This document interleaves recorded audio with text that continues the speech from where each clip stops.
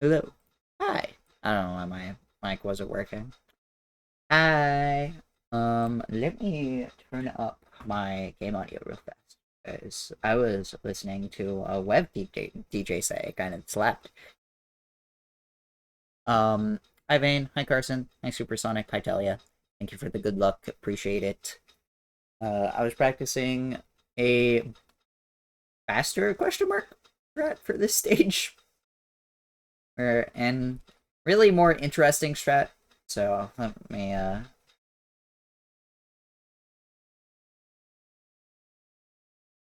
that's the main reason I was playing this. Game audio dead? Fuck. Give me 1 second. Might have to restart my game.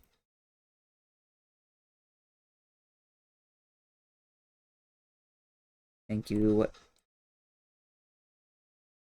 Yeah, I'm gonna have to just restart the game.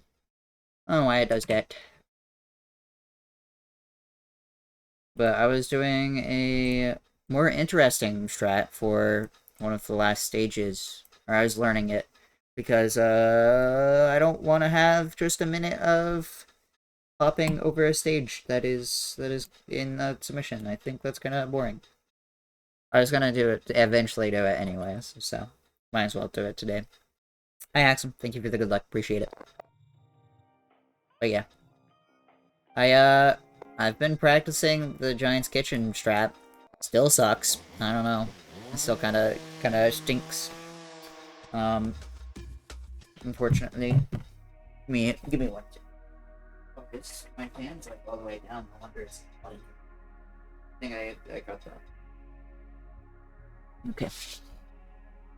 Room repainted? Hell yeah. What color? From what color to what color? If it's bad, I'm gonna roast you, unfortunately. I fear.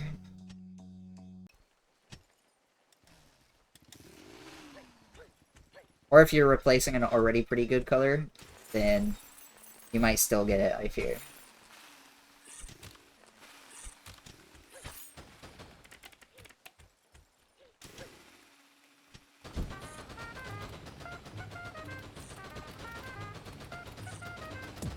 Like gray? Like gray's acceptable, I think.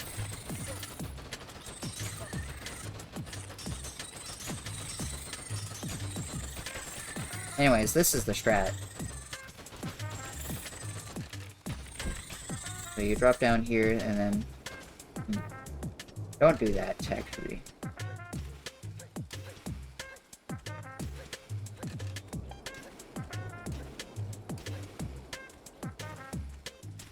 Funnily enough, I think it's deadass easier to do it.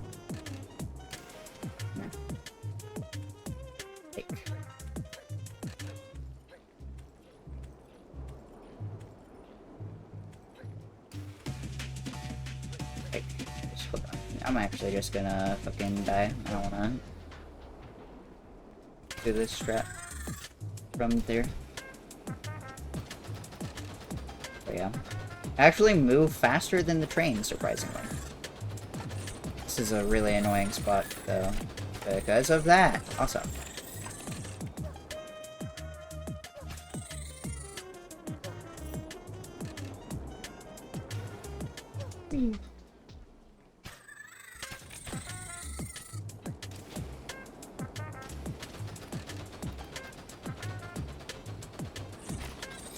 Fortunately, when the train is, like, right under you,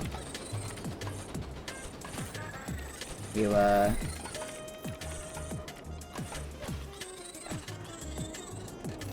kinda owned. Kinda rough.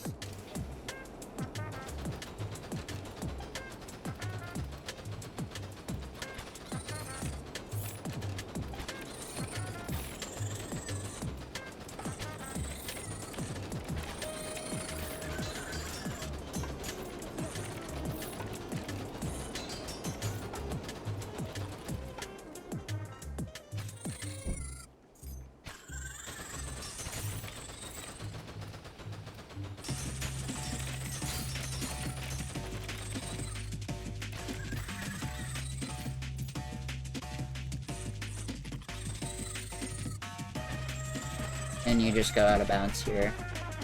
Okay. That's fine.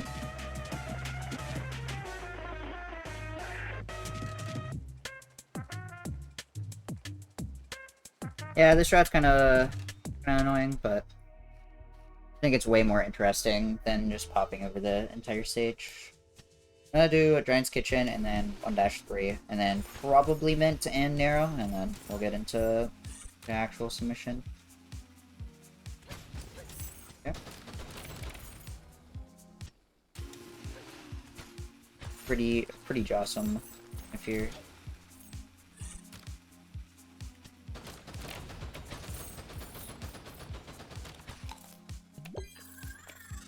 I still don't really have this strat down, but...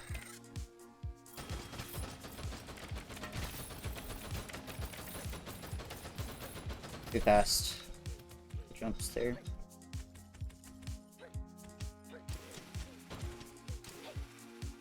Also, you know, earlier today, I thought I was a genius.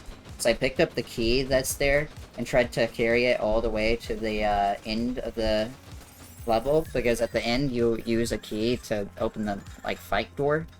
And, as it turns out, there is one patch of dirt that stops you.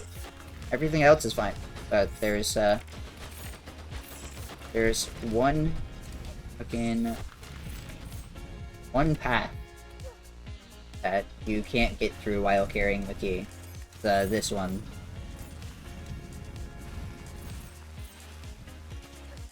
Otherwise, you would be able to.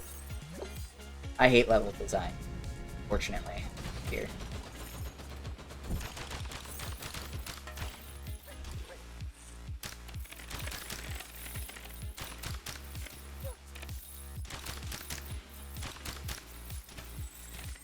I have gotten this room down, so that's good. The rest of the stage kinda still sucks. Anyways. 1-3, and then we'll go to Mint, Narrow, and then Runs.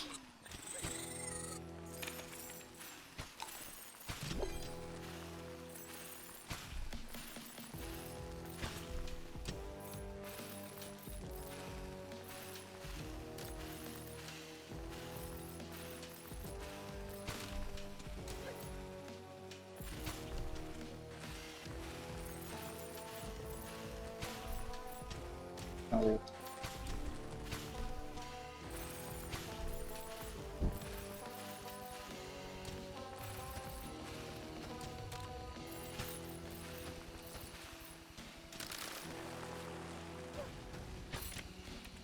What was that? What the hell?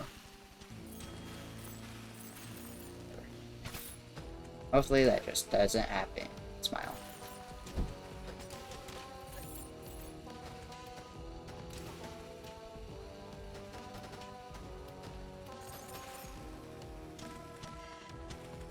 What?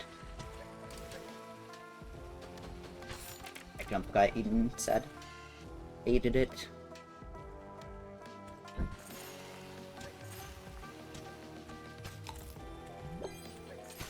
It's definitely faster to just die here than do that strat.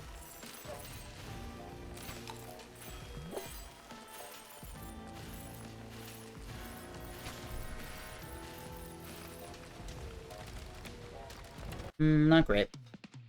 Whatever.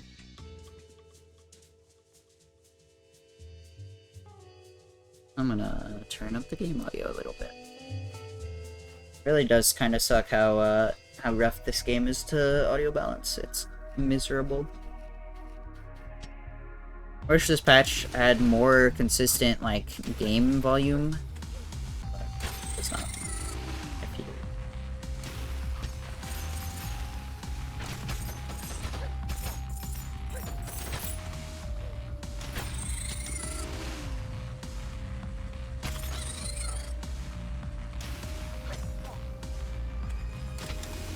Well, press A. Oops, my bad.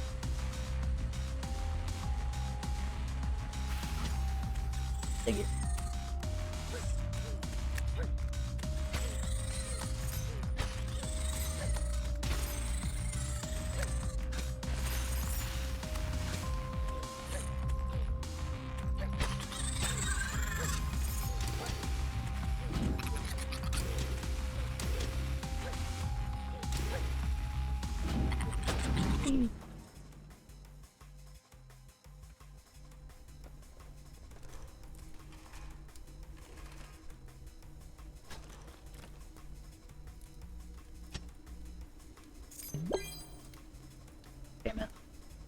It's been like 3 days since I've done this fight, so let's see.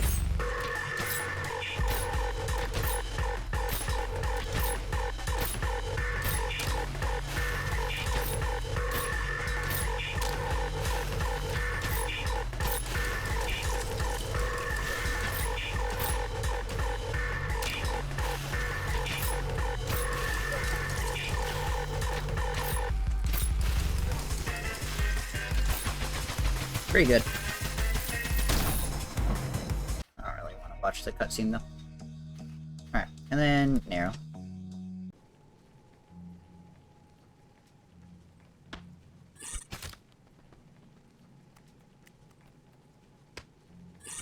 So I think while I'm recording this mission, I will probably... Oh, that's the wrong box. There we go.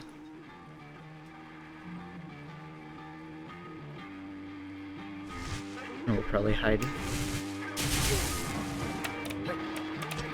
that. Yeah. Right.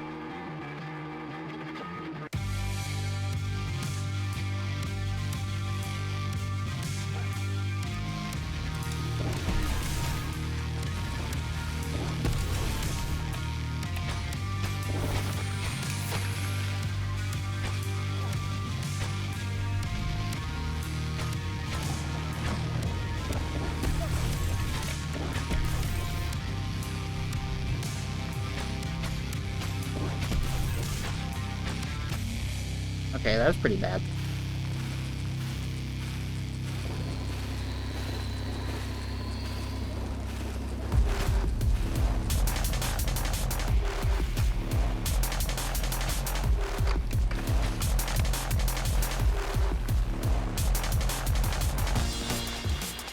One, two, three. Ah. I don't know how my pattern got messed up there. 1, 2, 3, 5, 6.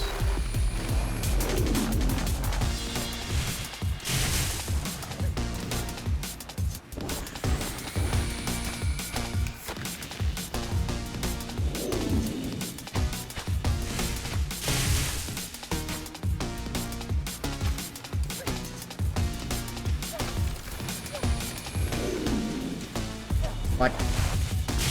I have no idea what happened. I just couldn't shield crush, I guess. Probably didn't touch the ground.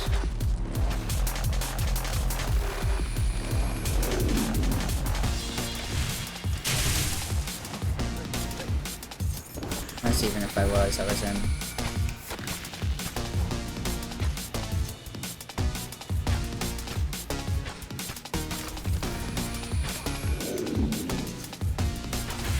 Dude, getting him to go over to the right kinda lit, because I can just jump above him. Can't do that with the left. Alright. Cool.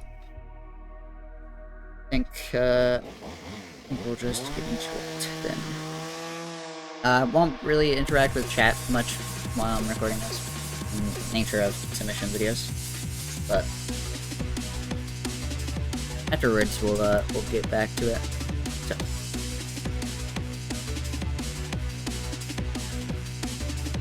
Hi, Anarchy. Thank you for the good luck. Appreciate it. Let's see how much I need it. Game is way too loud, actually. Hold on. I have to use, like, the title screen to generally balance my audio. It's really awkward. That's gonna be definitely, like, too quiet during certain parts, but that's okay. Let me real fast make sure my notes actually have something before I end up forgetting to do it.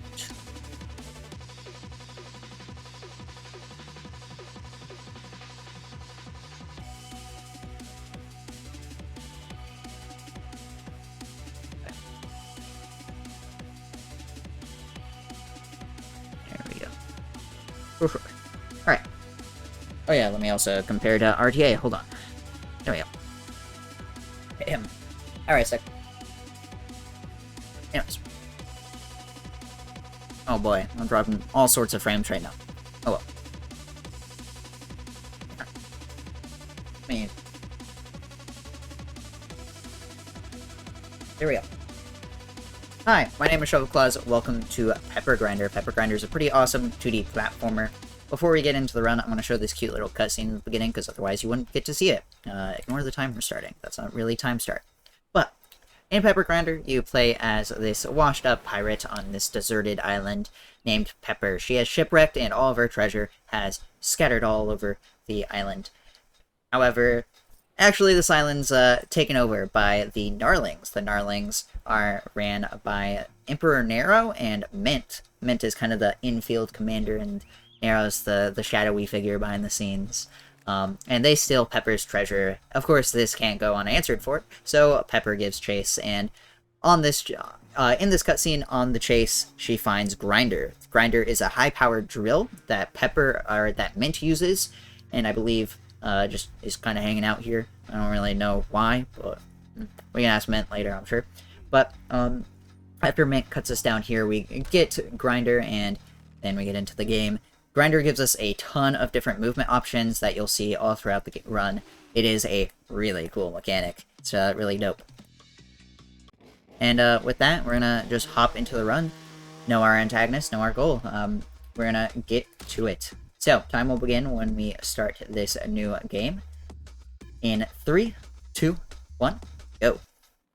And we're off. So, as you can see, we can rev up this drill by pressing the right trigger that kills enemies, but more importantly, allows us to drill through dirt. By pressing the A button while we're in the dirt, we can also dash, which allows us to, of course, dash and speed up. These two moves on their own are pretty powerful. We have a third move, though, the Drill Crusher that we use there to get a little extra speed into the dirt. The Drill Crusher can be used by pressing the trigger to rev up your drill, and then pressing A and the and holding down on the analog stick. Oh, thank you. Okay. And then we have these little elevators in this first stage, Lost Claim. These elevators are going to be around the game. This game has a lot of cool gimmicks where you can power it up with the drill in order to activate some ability. You'll see those all throughout the run. But you can see some risky jumps there, but this game has really cool movement. It is really fun. One other thing we can do here is drill into the ground, hit the ceiling, and rev up our drill twice to take out that nest and get the key really fast. That makes the combat a little bit faster there, skips the nest room there. And that's the first level done. And then we're going to get into the second level, where we're going to talk about the big glitch of the run, the Mary Poppins glitch. The Poppins glitch, or Pops, or Poppin, however you want to call it, allows us to infinitely jump. And the way it works is that if you're in 60 FPS, you can, or below, you can Drill Crusher against a wall, like we're going to do here, and then flick your stick up after you hit the wall, and then you can infinitely jump. And if you time it well, you have a nice stick flick, and you also, actually don't keep your jump and don't land on the ground, you can infinitely jump. In this level, we use that to skip 30 seconds of the stage. It is pretty nice.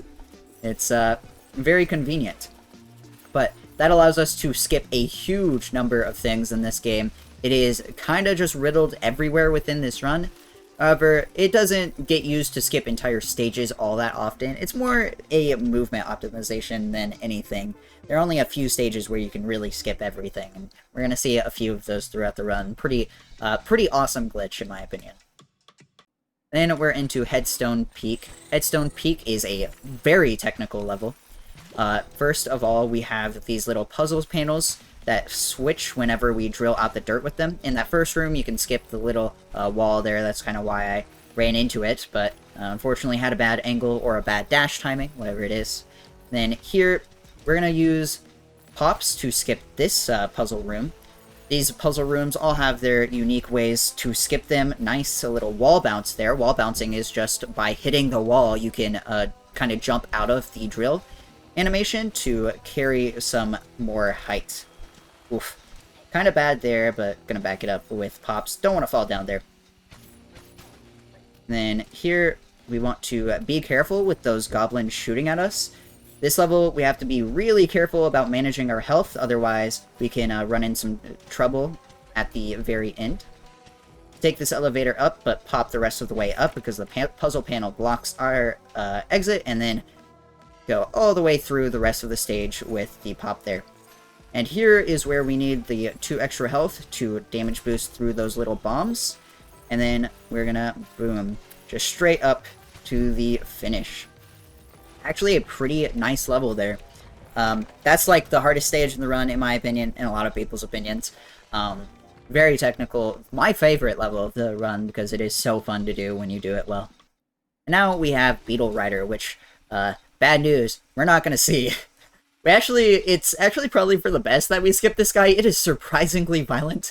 I was kind of off-put when I first played the run, so he is spared for now, but as you can see, there's a flagpole on top. Flagpoles let you finish the stage, so, oops. Just finish up the stage there, and it counts our progress, and we move on without ever seeing Beetle Rider.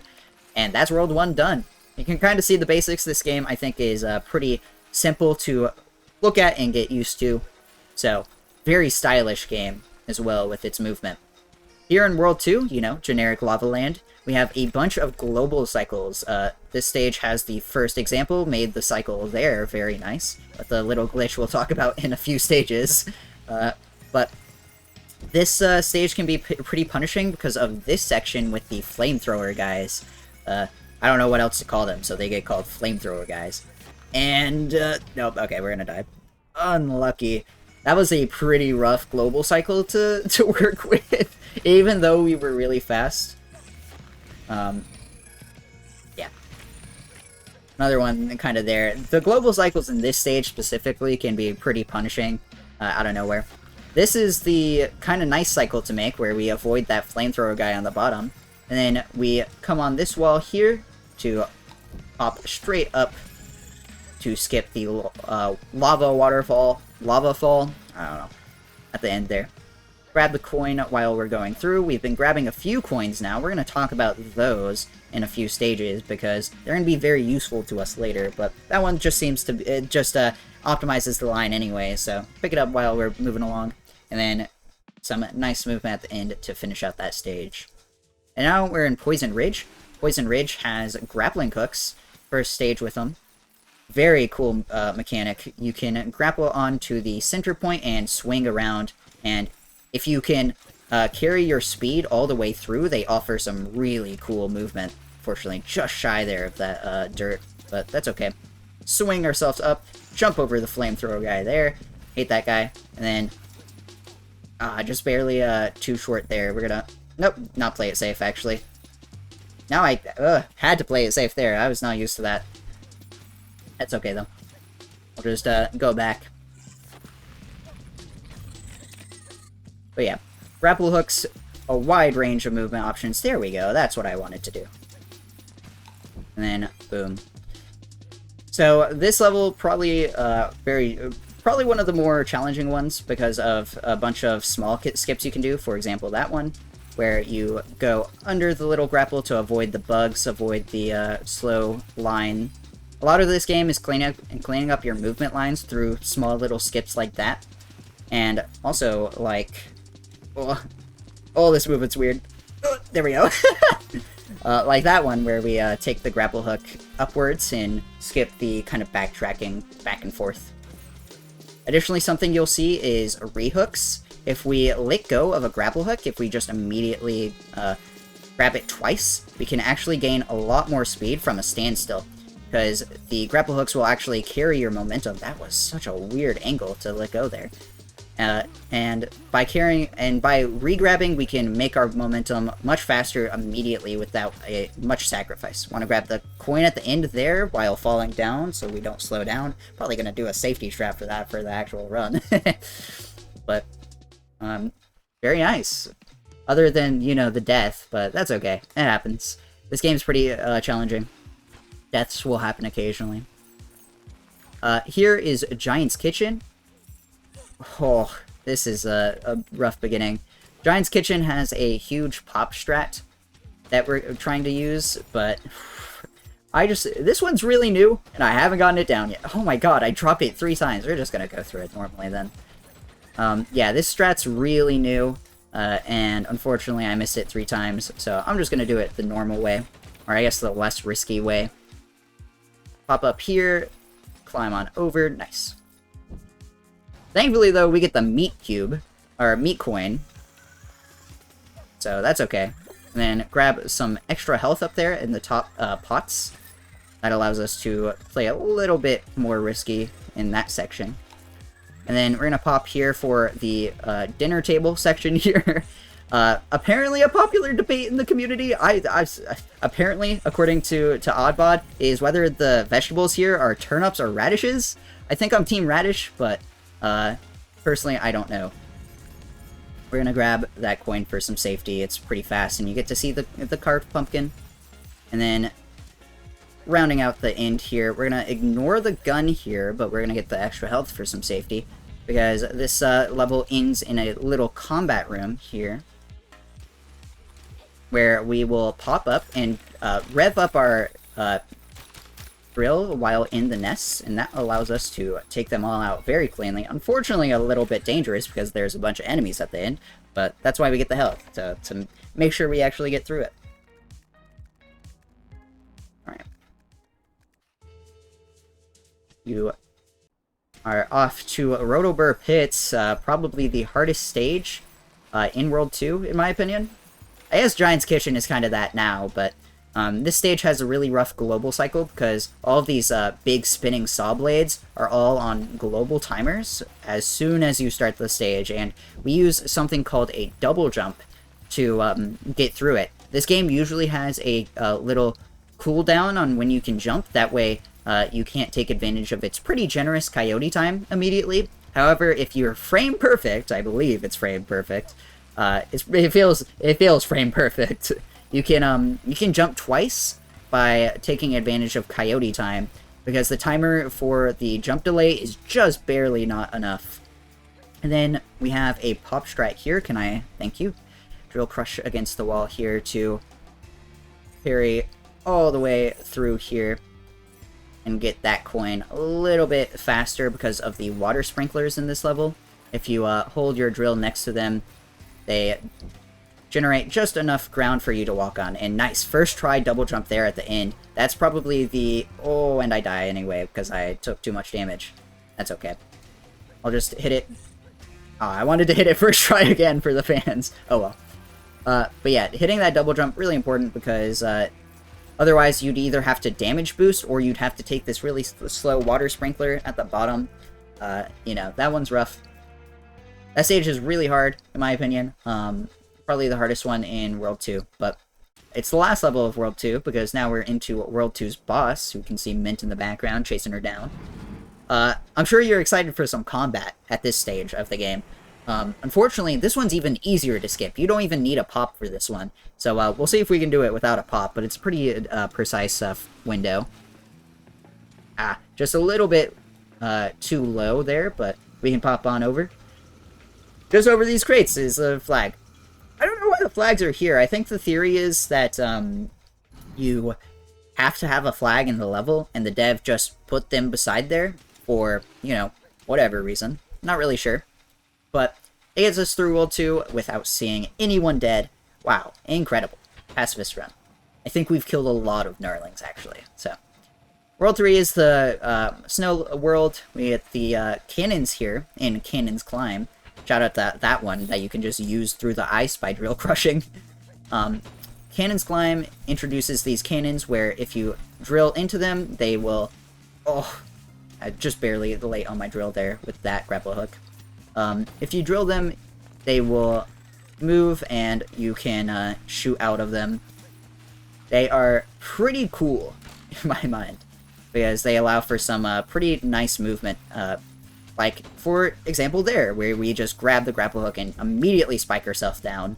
And then this little uppies section, rehook there to get through. And then just a little climb up. This entire level is on a global timer, so we want to have some pretty clean movement throughout. Very nice little skip there to skip some slow movement.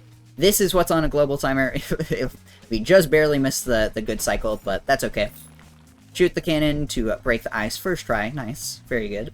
And then another global cycle here. These cannons all move kind of off sync, so if you get the perfect cycle, you can use them all three at once.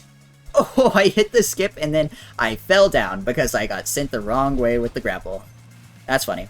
Hit it again, no problem. Cute little shortcut there to avoid some cannons, avoid some slow lines. And then that's Cannon Climb. Cannon Climb is a really nice stage when you do it well. It feels really good to do.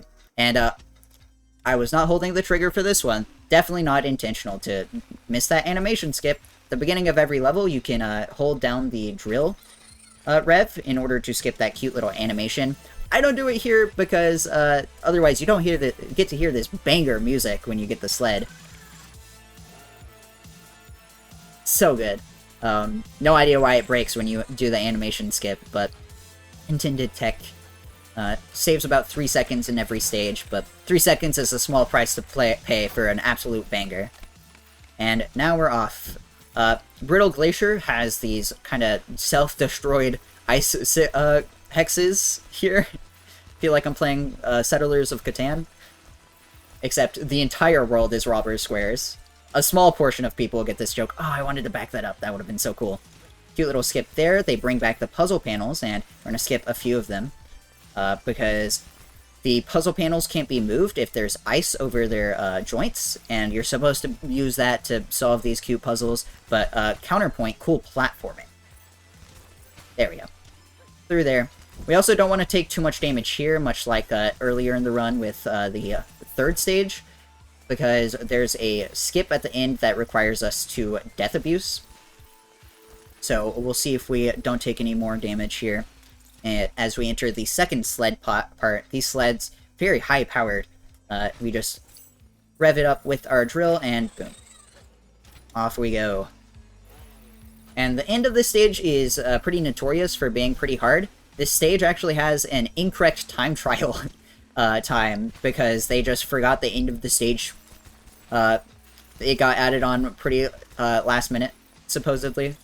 And so this one's pretty infamous for being a pretty hard stage, but just like that. Easy peasy.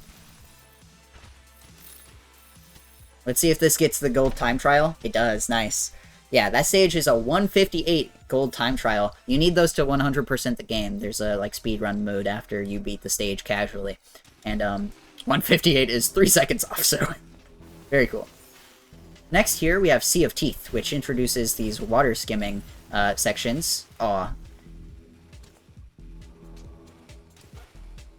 Nice, okay.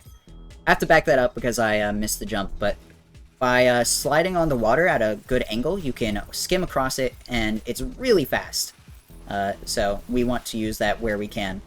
Another pop here, an actually useful one, not just a backup, where we jump over. Pops are actually very useful for backups, so very nice tool to have in your toolkit. But we just pop over all of this. This skips a really long underwater section with a bunch of sharks. You can see one there, friend. And then we just go through the rest of the stage. One more pop here at the end, and then this level is done. Very short with pops. Probably one of the shortest stages in the game that isn't a boss fight skip. Alright, there we go. Very clean. And here's the end. Sea of Teeth, probably a favorite of mine. Very, very good level, in my opinion. But yeah. Very satisfying movement, some cute skips, some cute pops. Unfortunately, this stage kinda... one of those stages where pops do not make it better. It makes it faster, so we have to do it, but definitely not better. This stage introduces these rocket nozzles that you can use with your drill, and you're supposed to go through these pretty long-winded puzzles with it. We're not going to do that, because we can just jump over everything, and they did not put a ceiling in this game, so, or in this stage, so pretty useful. What? Where am I? This has never happened to me before. I knew that could happen. I am, like, way out of bounds. Okay, we gotta restart. That's never happened to me before. That's crazy. What?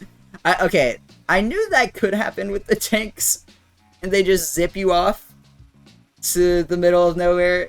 I didn't think it would happen there. Very cool. That's awesome. Well, you know what? It wouldn't be a submission video without something new and interesting happening, huh? Alright, let's try that again. Thankfully not the biggest time loss, but definitely one of the more interesting ones. Anyways, back on track. Everyone get ready to say hi to my good friend. I haven't named him yet. But also be ready to say goodbye. I'm gonna make a brain smoothie. Okay, looks like he's out of ingredients. Awkward. Look, I'm sure in Minnesota they have plenty of good food options, so not that big a deal. We're just gonna move on. That's embarrassing. Anyways. Cool little movement here. Oh, I let go way too early there. Nice. You can skip that little segment there by... No! Alright, well, that's okay. You want to keep 2 health here, or skip here where you can also death abuse. Oh, okay. And not have to wait on the giant. Unfortunately missed it, but that's okay. But this stage has a lot of cool movement. That tank zip is messed up, man. I don't know who ordered that one for me today, but very rude. Anyways, here is Mint's Convoy, the World 3 boss, and thankfully, we're actually going to see some combat in this game. Thank the Lord. You know, it's funny, you could skip this level, but this is the one stage where the devs were like, you know what, maybe it's not a good idea to have the flagpole just sitting out in the middle of nowhere, because maybe they can use that to their advantage. So, we're gonna put a cute little box of ground around it that you can't get through. It's really cool, really convenient. That's the one thing stopping a skip for this level happening, because it's literally directly above where you spawn. But it's boxed in ground, unfortunately. But a little bit of platforming here at the start, and then we get into the fight. Thankfully, Mint refills our health at the start, so no worries there. In fact, gives us an extra health. So, combat in this game pretty simple. When you rev up your drill, if you are in the enemy's hitbox, you will damage them. And while this arena might have snow on the bottom, which kind of, suggests that you should drill, we're gonna not. I got a glitch there where you can make Mint invulnerable. I have no idea why, but that's okay. But yeah, otherwise, Mint's attacks are position-based and HP-based, so depending on Mint's HP, we can actually predict what she's going to do. I'm in a really weird spot where I don't really know what she's going to do because of the invulnerability at the start and the, weird positioning that brought, but should be okay. Nice. Yeah. Alright, cool. So yeah, pretty clean fight, all things considered. She disappears, and we're done with World 3. No more snow, thank God. I hate the cold. And I got the map softlock, too. Awesome. This game has a lot of cool, interesting glitches. You can just softlock in the world map. That's okay. We just quit out. And we're going to Ice Melt Marsh. This stage has some really dope movement. Some water skimming here at the start. If you do that just correctly, it is a pretty tight window. You have to have some, basically perfect movement. You can skim all the way through there. And then, little skip here, bonk. Get stopped by our friend Pyramid Head. Usually you give him an uppercut and it kills him. But, that's okay. And then, here, we're going to do a pop strat over this huge wall here to the right. This skips a really long and really arduous underwater section where we also take out this pirate ship. But we feel generous today. They can live. Their pirate ship's cool. From one pirate to another. And there's our last coin in the coin route. So we have 10 coins. And after this stage, we will go shopping. In the shop, you can buy extra levels, which kind of act almost like Celeste B-Sides when you get the cassette, except they kind of have the same property as Celeste B-Sides, if you've ever watched the Celeste Any Percent run, which, why wouldn't you? Where you can complete the alternative level, and it still progresses your actual story progress. So we come into the shop, buy that key, it opens up the next level, and this saves a minute. I am not kidding. The level we skip with this is 2 minutes long. This level is barely a minute 15. Welcome to Witchfire Bog. This stage is really cool. Has this really cute theme with these little slime guys and these little globs of goo that will kind of leave you behind or make you stuck in place when you get out of them, unless you drill into dirt. Cute little skip here. Oh, I just missed the wall bounce. That was so close. But we're gonna drill around. And one last section. Unfortunately, popping here is actually slower, even though it's kind of upwards, downwards, and then left. You'd think popping earlier in the stage could maybe save time, but the movement is so fast that it actually evens out. And then we get through this last dirt tunnel, and there's the stage. No pops in that one. Very clean. Sub-minute. Nice, nice. Not good gold. Like IGT. But, Terminal Depths has a pretty lame strat that I'm going to not do. Usually in world record attempts, you would pop over this entire stage because it is safe and about 5-10 seconds longer. But we're going to grab the gun and pop off this wall. Pick it up while we're popping, and we're a warship now. Jump over all of these enemies.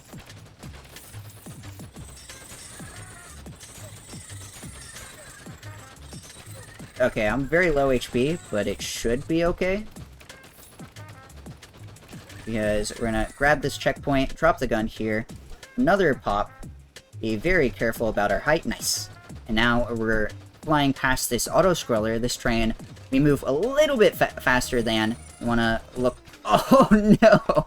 I was just saying we want to look out for those guys, and then one sniped me. That's okay. We're just gonna do it again. Nice. Alright. And we're gonna get through this train auto-scroller. These auto-scrollers are pretty slow. We jump a little bit faster than the train. And this is thankfully, one of the only auto-scrollers you'll see in this entire game. No shot! Oh, that's so annoying. Okay, well, there's not really a good backup here, so I guess we're taking the train now. That's pretty unlucky. Would it be wrong of me to re-record this submission video? I feel like I should at this point. Because what the hell was that zip? I'm robbed. Getting robbed? Simply. It's okay. First round. Yeah, I'll probably re-record this, because what the hell's happening? Anyways. Get through the rest of Terminal Depths. You can also pop through this, but I prefer to start the pop here to carry it through the rest of the stage. And I drop it anyways? Weird. It's okay. Then you can just pop out of bounds here. Not supposed to make this jump, but this will take us out of bounds. You get a flavor of the kind of lame strat where you just pop over everything. Pop through this little tunnel. Then right past this wall will be the end. Those are pretty rough Terminal Depths. But at least we got to hear most of the banger track of this stage. This entire game has a pretty baller soundtrack. It's really good. And some really cool drum and bass and techno. So good. Alright. Deep Rot City here. Wanna get a double jump at the start there to make that pop strat easier. And we're gonna carry this pop all the way through. This is our last stage, and of course it's supposed to be this long journey through the level, but we're gonna skip most of it. Go through the bramble here, but since we're popping all the way through, we can skip this long cycle-based platforming section, and then over to the mech.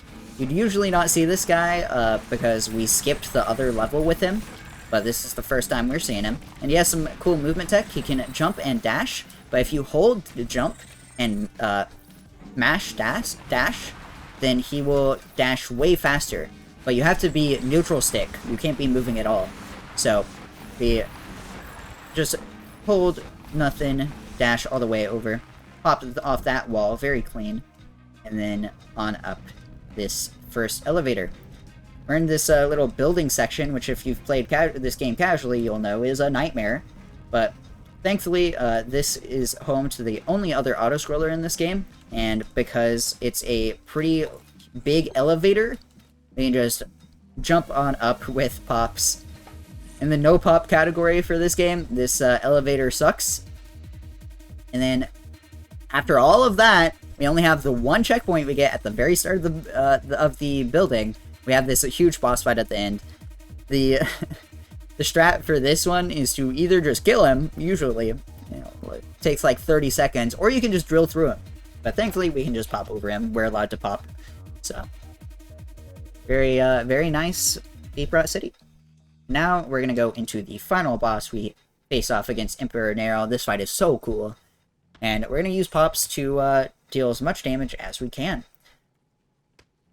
Pops make this fight go by real fast, and it's pretty nice. Kind of sucks because this guy's art design, amazing. This guy looks awesome in this game. Very menacing. It's okay, though. You get to see most of him. Goodbye, men. And then, here we go.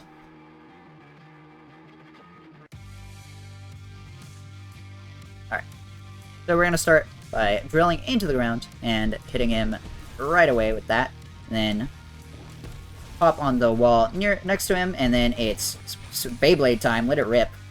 We're going to spin around each time we want our drill to come out of his hitbox, and then re-enter it. And if we do it well, we can avoid the attacks, and nice, that was a really good narrow first phase. Second phase, a little bit harder, still going to use pops, but the arena splits into these, I think it's 8 or so different platforms, and Nero will grab us and toss us around as this big skeleton guy, very scary. Oh, there's something on my neck. Gross. Then, oh, okay. Dead. Hit him there, and we're going to pop off this wall. And die. Okay, cool. Yeah, I'm definitely re-recording this. It's fine. Not a big deal. This is like the worst run I've done in a long time. It's not a big deal. Oh my god. And I die instantly? Can't do anything. Awesome. Alright. Not a problem. 1, 2, 3.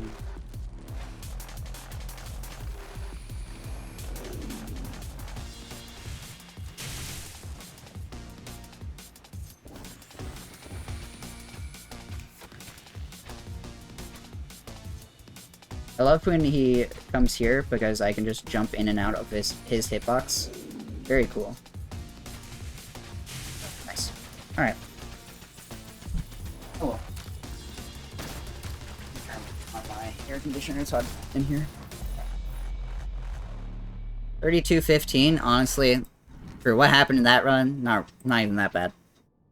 I golded Deep Rot. Yay! Ugh. A game like this, I'm getting more used to it. Shut up, Odin. I know I said that. I know I said that. It's okay. What, walls deserve good times too. Very funny.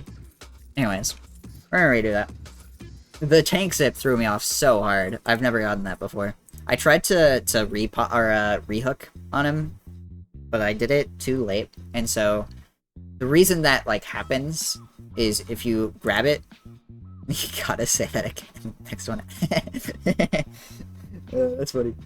The reason that happens is when you if you try to hook on as soon as the like tank like disappears or whatever, the like little cap gets de-rendered. You just get sent to, I think, the origin point of the stage, if I had to guess. Well, I'm not really sure. But there's just nothing to do there. It's over if that happens. I don't know, man.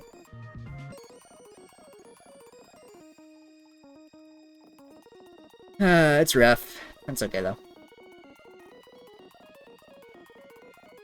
We'll run it back.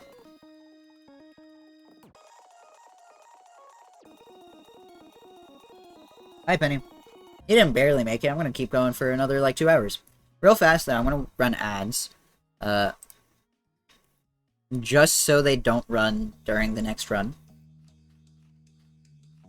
I'm also gonna I'm gonna practice some more terminal depths.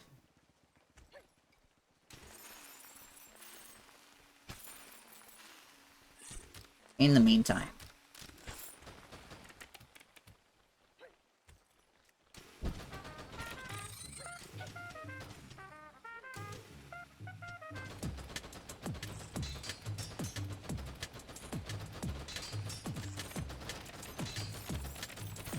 You know, I'm thinking about, like, what I do in the actual run.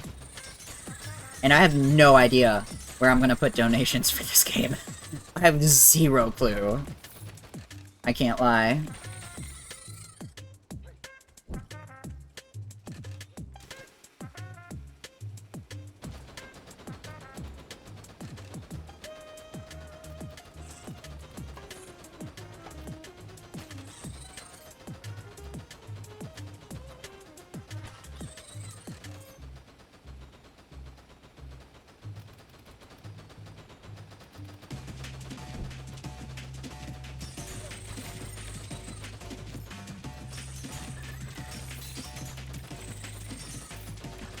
Are you kidding?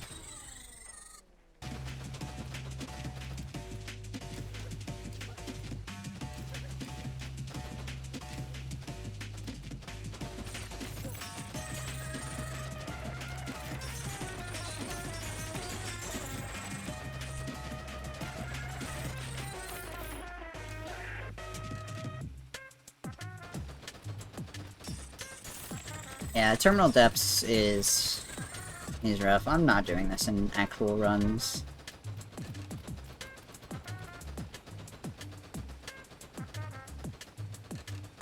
Terminal depths, regular, still a contender for most boring level. Yeah, it's pretty bad either way. The auto-scrollers just make it so bad. I don't know, man. This is, like, easily my least favorite stage in the entire game, but at least it's not popping for a minute, you know? Like, if you do it this way, it's just that this part, like, strat just sucks. It's awful. I hate Giant's Kitchen more, TBH. I do too. I don't like Giant's Kitchen. That stage just fucks me up every run. I don't know what it is. I like it a lot casually, but, like... Ugh. As a run, it's so bad. I kind of disagree. It's... This game's all about, like, the cute gimmicks in my mind, and I think the gun's fine. It's just, like... This stage... Where's fucking... Some shit. Like, flying around them. What's up? This stage is, like, so hard for me right now. I don't know why. I do think I'm gonna keep getting the pumpkin as a, like, just-in-case backup for runs like this, where I'm doing it for, like, a marathon.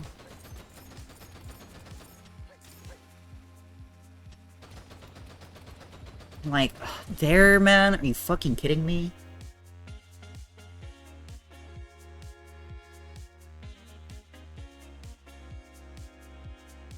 I'm not a pumpkin truther, it's just a good backup coin. Like, in case something goes wrong later on, I don't need to worry about it too much. Like, theoretically, I could have just, like, completely skipped the, coin that I missed in Sea of Teeth. Yeah, Supersonic, I do it on stream because... I think it's fine content generally, but it's more interesting to me if like runner can do something like a commentated run like on their own stream or stuff like that. So really tempted to pick this game up, but missing pops would tilt me beyond all belief. Genuinely, once you get pops, they're not that difficult. There are a few in the run generally that can be kind of hard, but like a lot of them we do safe strats for. A lot of them are like wall pops are brain dead easy. I'm gonna be real. It's like second nature. The only one that really tilts me is 1-2. And some in 1-3, but 1-3 is a little bit different. Like, yeah, I think it's more interesting to me if a streamer can do like commentated runs like this on their own stream. I think it looks a little bit better in submissions too. It's like, oh, okay, they can perform like this anywhere. It's not just a like, you know, GDQ thing or anything. I think it makes you look like a little bit better of a performer. You'd also run no pops, yeah. Any percent no poppin'. I think any percent no poppin' though is kind of a dog shit category. I can't lie. I don't think I'll ever run it. It seems really fucking annoying because of a lot of the really annoying strats towards the end.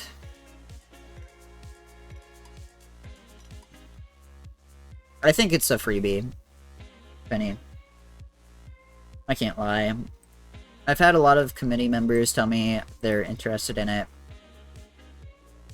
And as long as, like, someone submits it, then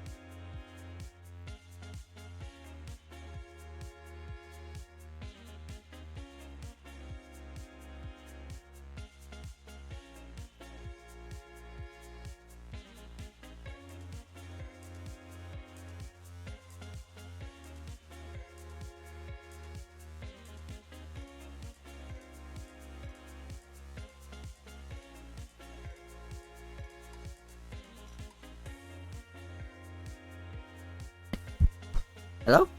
I don't know what happened. Okay. My USB hub that I use for, like, all of my shit got disconnected somehow. I don't know how. That keeps happening. I might need a new one. But yeah. I was saying, I think this one's kind of a freebie to get in, as long as someone submits it, which, hi, me. I've had a few committee members interested in it. I'm also not that far behind world record, so, you know. I think it has... It's gonna get in. Who gets it in is kind of a different story. It kind of depends who submits. Like, I think everyone else would be submitting remotely. I have no idea if Rad is submitting. But if he submits it, it very well could go to him.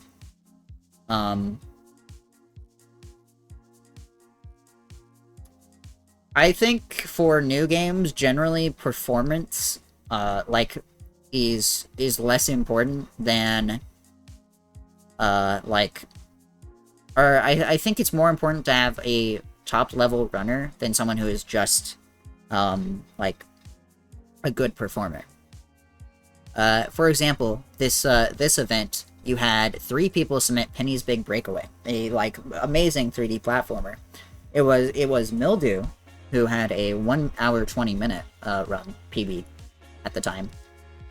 Emerald, who had a 1:23 and the same estimate as Mildew, and then Oddme, who had a 5-minute longer estimate with a minute longer PB than Emerald. Emerald and Oddme are very well known in the speedrunning community and have done a lot of like big performances. You know, Oddme runs pretty often at pace, has done a few GDQ hotfixes. Same with Emerald. He commentated like Sonic Frontiers. Both of them are very good performers. And Mildew has done 1 GDQ run, and I think a few other marathon runs, but he's definitely not as well known. And they picked Mildew because he had a 3-minute faster PB. And it's funny now, Oddme has the best PB out of the 3 of them now, but he didn't have it at the time, so he didn't get picked. And that's just how it goes. New games are, it's really important for you to get the world record holder. Or at least someone who can play at top level, you know? Like, all three of them are behind the world record holder, and it was nearly an 8-minute difference when the schedule came out. Because world record holder of that game is just wild. He's very good at it. But anyways, let's run it back. But I'm glad at least this is entertaining to some people. I don't know. Sometimes it feels a bit silly, but, you know. I'm also dropping so many frames. I don't know why. I apologize. I think I have an idea. But, you know, can't really do anything about it. Anyways.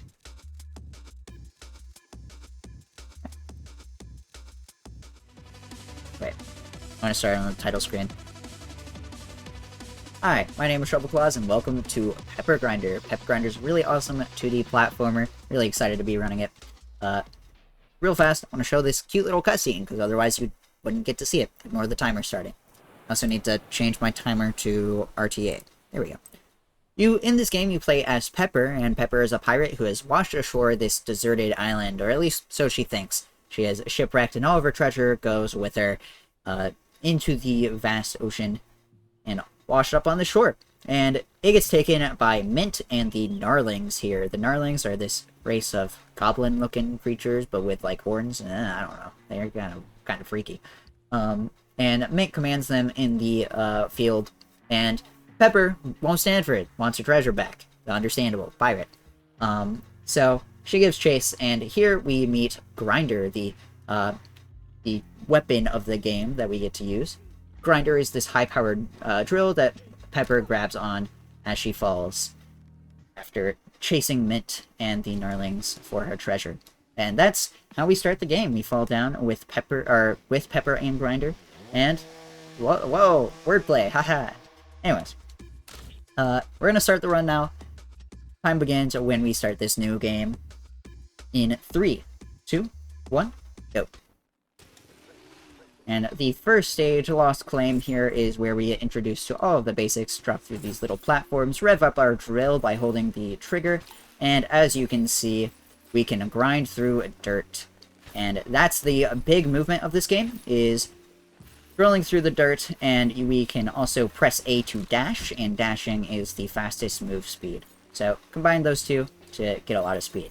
There we also have the Drill Crusher, a third move where we can hold down on the analog stick and then press the trigger to drill and dash at the same time. So trigger A and down, and that allows us to instantly shift all of our momentum downwards. Very useful movement option. Oh, I fall. Here, take these elevators. This game has a lot of really interesting gimmicks that you'll see throughout the run with the drill bits there. And some really cool platforming here. Nice. Just barely survived there in order to get through the stage. Here we have a short little combat section where we're going to hit the ceiling as we dash up into the nest there, and that allows us to rev up our drill twice in mid-air in order to deal all 3 hits, skip a little bit of combat there, and that is the first level. And we go next to Wellspring Canyon, and this is where we're going to see the first instance of the first big glitch of the run, the Mary Poppins glitch, or also known as generally Poppin, or Pops. Pops work by drill crushing directly against a wall, you'll see it here in just a second, and flicking your stick upwards, and if you do it correctly, boom, you now have the ability to infinitely jump. And of course, this completely breaks the game open. Here we're using it to skip about 30 seconds of this stage. You have a big drop down, and then you have to kind of drag your way back up. But we're just going to jump over it all, never go down in the first place. And yeah, that's some of the big skips you'll see in this run are entirely possible due to Pops. Pops are really absurdly strong. Not quite dominant of the game, but pretty darn close. It's a really cool tech. I really enjoy it. It feels really satisfying to pull off, and very, very fun. But we're going to use it more here in Headstone Peak, the third stage. This stage is really technical. Try to do a skip there with these little puzzle panels. When you drill out of dirt, they will flip around. And we want to just take optimal lines while trying to avoid getting trapped by the puzzle. For example, here we're going to pop up to skip basically all of that one. And that allows us to get on through. Oh, didn't get a dash out of the ground there, but we can do something called a wall bounce there, where we drill out of the dirt and then hit the wall, and that by hitting when we hit the wall, we can press the jump button to jump out of the wall, and that allows us to get a little bit of extra height out of a drill. And we're going to use it quite a lot throughout the game. Another pop here. You saw one in the last room as well. This stage goes a little bit too fast to talk about everything, but generally you can get an idea just by looking. Another pop here. We want to carry this pop by not hitting any of the ground. If you hit the ground, you can't jump and pop back up immediately after. So we don't want to hit the ground when we pop. And then by doing that, we can skip the last elevator. And then we want to not take too much damage here in order to make this ending section faster. You saw me take 2 points of damage by just damage boosting through some bombs. And that allows us to clean up that ending really, really smoothly. That was a really good 1-3 for the most part. Missing one of the strats is perfectly acceptable in my book. And now here we would have Beetle Grinder, but we're going to do a boss skip by popping all the way to the top of the arena, and it just so happens that there's a flagpole here, and flagpoles clear the level. Our kind of running theory is that every level needs a flagpole, and the devs just thought, surely no one can get up there, just put it up on top of the arena. Bad news. Probably for the best. That fight is pretty violent, surprisingly. It kind of caught me off guard when I played it at first. So, Beetle Rider gets spared for the day, and we're off to World 2, the Lava World. Every game needs one. Otherwise, a little bit too cold. And this world is full of global cycles. This stage has them. A few other stages in this world has them. This game is just full of global cycles, where the platforms start moving as soon as you load in, and if you take the stage too slow, you will miss the optimal movement. You have those flamethrower guys that can really throw your cycle off, and fortunately we didn't get the best cycle there, but good enough. Dangerous damage boost. And then here, pop up the lava fall. Lava fall, lava waterfall, yeah. And then on through to the end of the stage. Very clean movement here as we grab the coin. It's in our way, why not? Shiny thing, yum. We're grabbing coins for a reason, but you'll get to see that reason later on, because let's just say it's a surprise tool. And that's Magma Works done pretty clean. One of my favorite levels. Another one of my favorites is here, Poison Rage. This level introduces the grappling hooks. These grapple hooks allow you to, well, grapple on them, but you can swing around the point there and then let go in order to carry a ton of momentum. They are probably my favorite mechanic in the game. They are really satisfying once you get the hang of it. Grapple on that one to swing on through to the end there. Cute little skip that we did beforehand. Another cute little skip here. We're going to, if we time the grapple correctly, I'm a little bit too early, or a little bit too late rather. We can dive under the bugs there in order to make the line a little bit better. Save a bit of time. Then here, another cute little skip. Drill through here, grab the grapple hook, grab that one to skip a bunch of back and forth movements.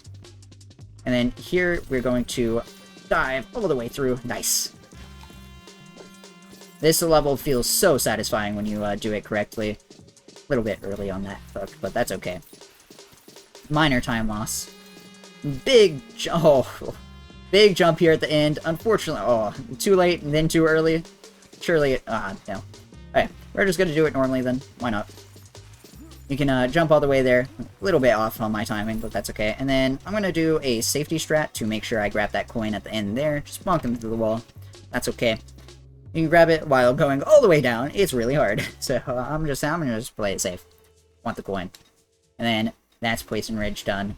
And we're into Giant's Kitchen. Giant's Kitchen has a pretty difficult pop strat. We'll see if I can hit it. We want to carry this gun all the way through the level, all the way in the air, become a warship in this one, and grab this coin, shoot open this gate, and unfortunately didn't manage our height correctly, so we have to repop off this wall. Thankfully, first try, and with the best height management of all time, I'm a gamer, we can get over the meat. Goodbye meat coin. No meat coin for us today, unfortunately, but that's okay. And we'll pop all the way over the rest of the stage. And now that we have the gun with us, we can actually just take care of all of these enemies as we round the dinner table. And, oh, unfortunately I dropped the pop, but that's okay. Apparently a hot debate in this community, I've never heard of it, is whether these are radishes or turnips. I'm personally team radish, but I have no idea. It does not say anywhere in the game's manual, so, you know, my lore analysis can only go so far. Pretty sure these are radishes, though. Grab the extra health there for some safety as we come into the final combat room, where here we're going to do a pop strat to allow us to take out these nests pretty fast, similar to what we did in the first stage. We just rev up our drill while inside them, and easy, just like that. That actually went pretty well. Pretty happy with that. Grab the 2 coins. Shout out to the pumpkin coin. And then into Rotoburr Pits. Rotoburr Pits has probably the hardest global cycle to make out of any of them. If we do the start correctly, we can hit it, but it's going to be real close after a bit of slow movement. We want to hit this movement. When this guy is out of our way, and we try to sneak under him, but unfortunately my angle was bad, and then I messed it up.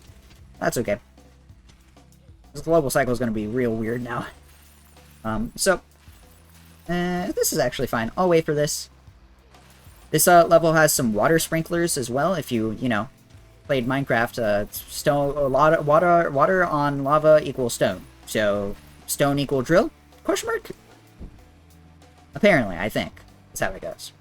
We're going to do a pop here to avoid the water sprinkler in this section. Grab this coin, pretty fast coin when you pop over. That saves a tiny bit of time, and then we want to drill all the way through here to this last section. I'm going to death abuse here, because if I don't, the last section is going to be real tricky, because we want to do something called a double jump there. The game has a jump delay timer on it, so you can't just press A twice and double jump, but the game also has really generous coyote time, which allows us to jump off ledges after we walk off.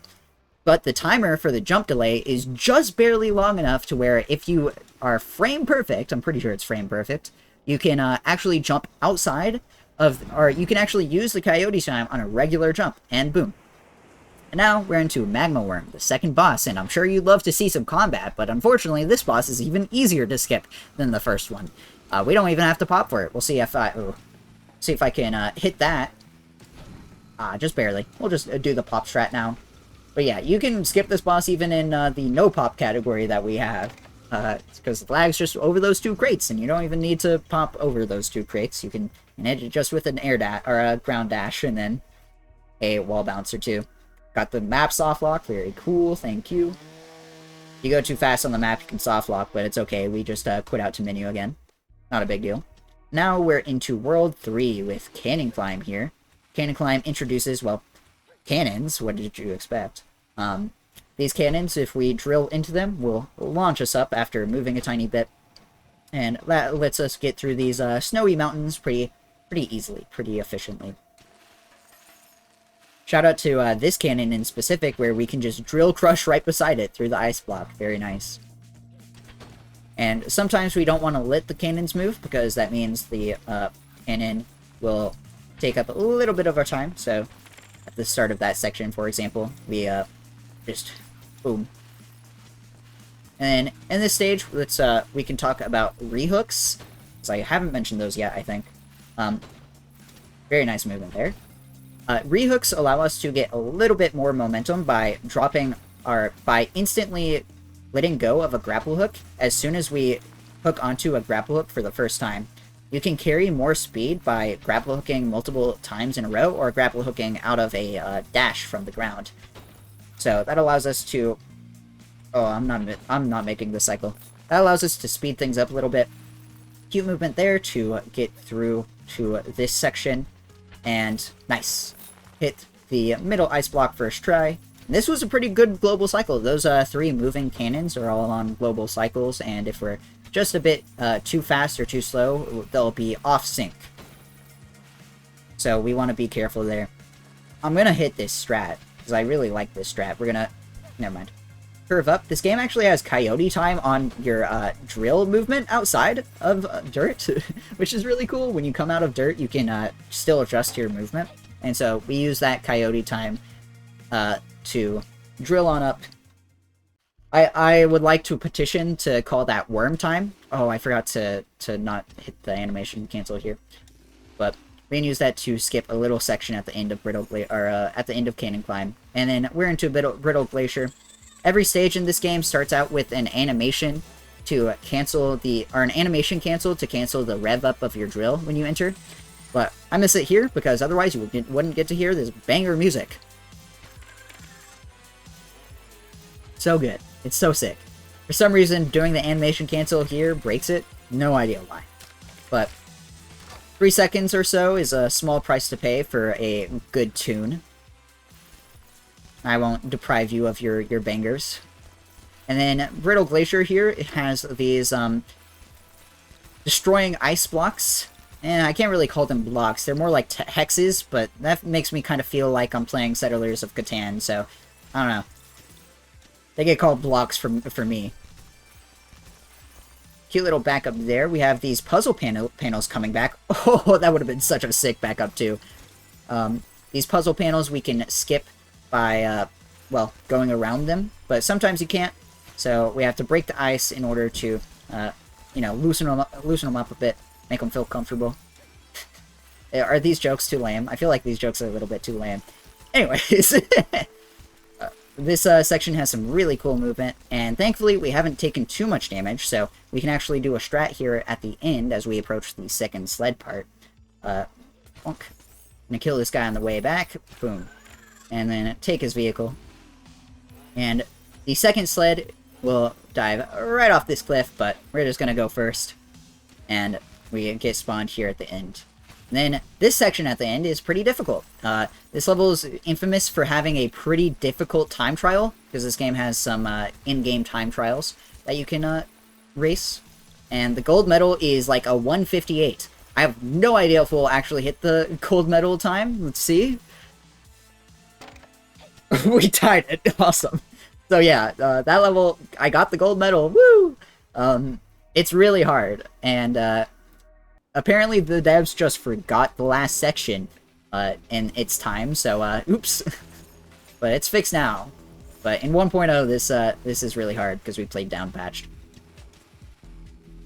And here is a Sea of Teeth. We have to do a pop backup, unfortunately, because of the water skimming jump that I missed here. And this, in stages with water, you may have seen some earlier, we can skim across the water here, and that allows some really dope movement. Everyone found this, like, day one, and it's like, yo, this is sick!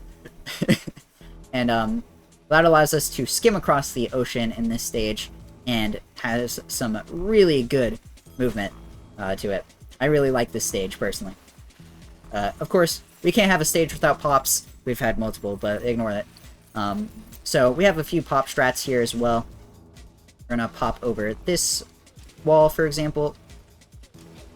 There we go. In order to get to the last section here, we have these little tanks that shoot missiles at us, but we can also use them to grapple off of, and so they have some really cool movement implications. And just like that, we're done with Sea of Teeth. We don't get to see our shark friends in the water, but that's okay. There are actual sharks in this stage. They're pretty scary. And then we're into Breaker Pass, and unfortunately this is kind of the one stage where, like, almost all of it is just skipped with pops. So you see the rocket nozzle down there that we have to use for a bunch of, like, puzzles where we have to break these big ice cubes, and get through them without taking too much damage, or else we die. They're really, really slow, so instead, because none of these walls are long enough to protect us, protect the game from us, we just pop over them all, and... Alright. Oh. Let me retry that rehook. There we go. We just pop over everything, and it's kind of bad in this stage. This is the one stage where I'm like, ugh, pops feel kind of bad to do here. But that's okay, because this stage also has my best friend, this guy. Everyone say hi, and also say goodbye. I'm about to make a brain smoothie.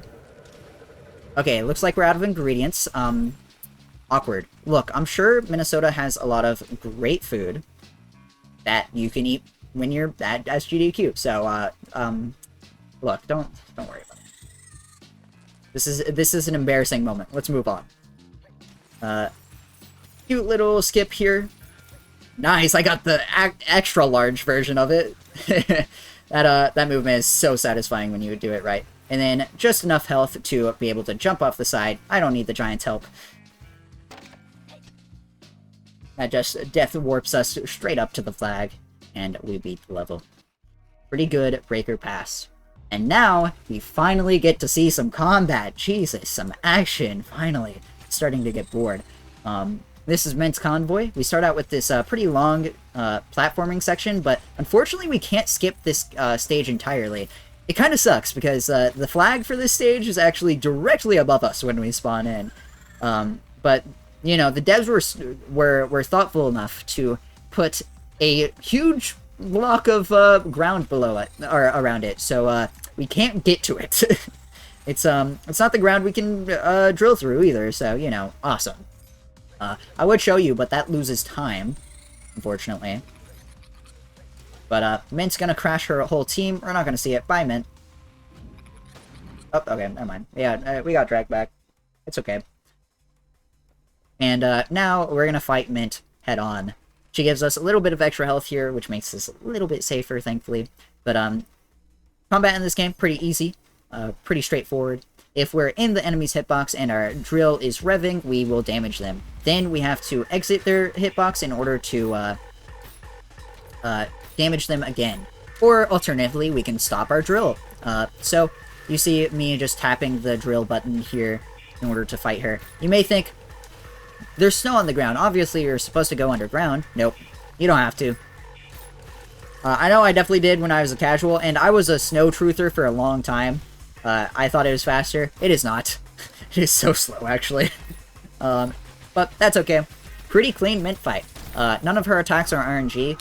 It's actually based on her health and our position, so we can kind of guesstimate where she's gonna be, which allows us to have a pretty clean boss fight there. Now we're off into the final world, World 4. Only about 10 minutes left in this run.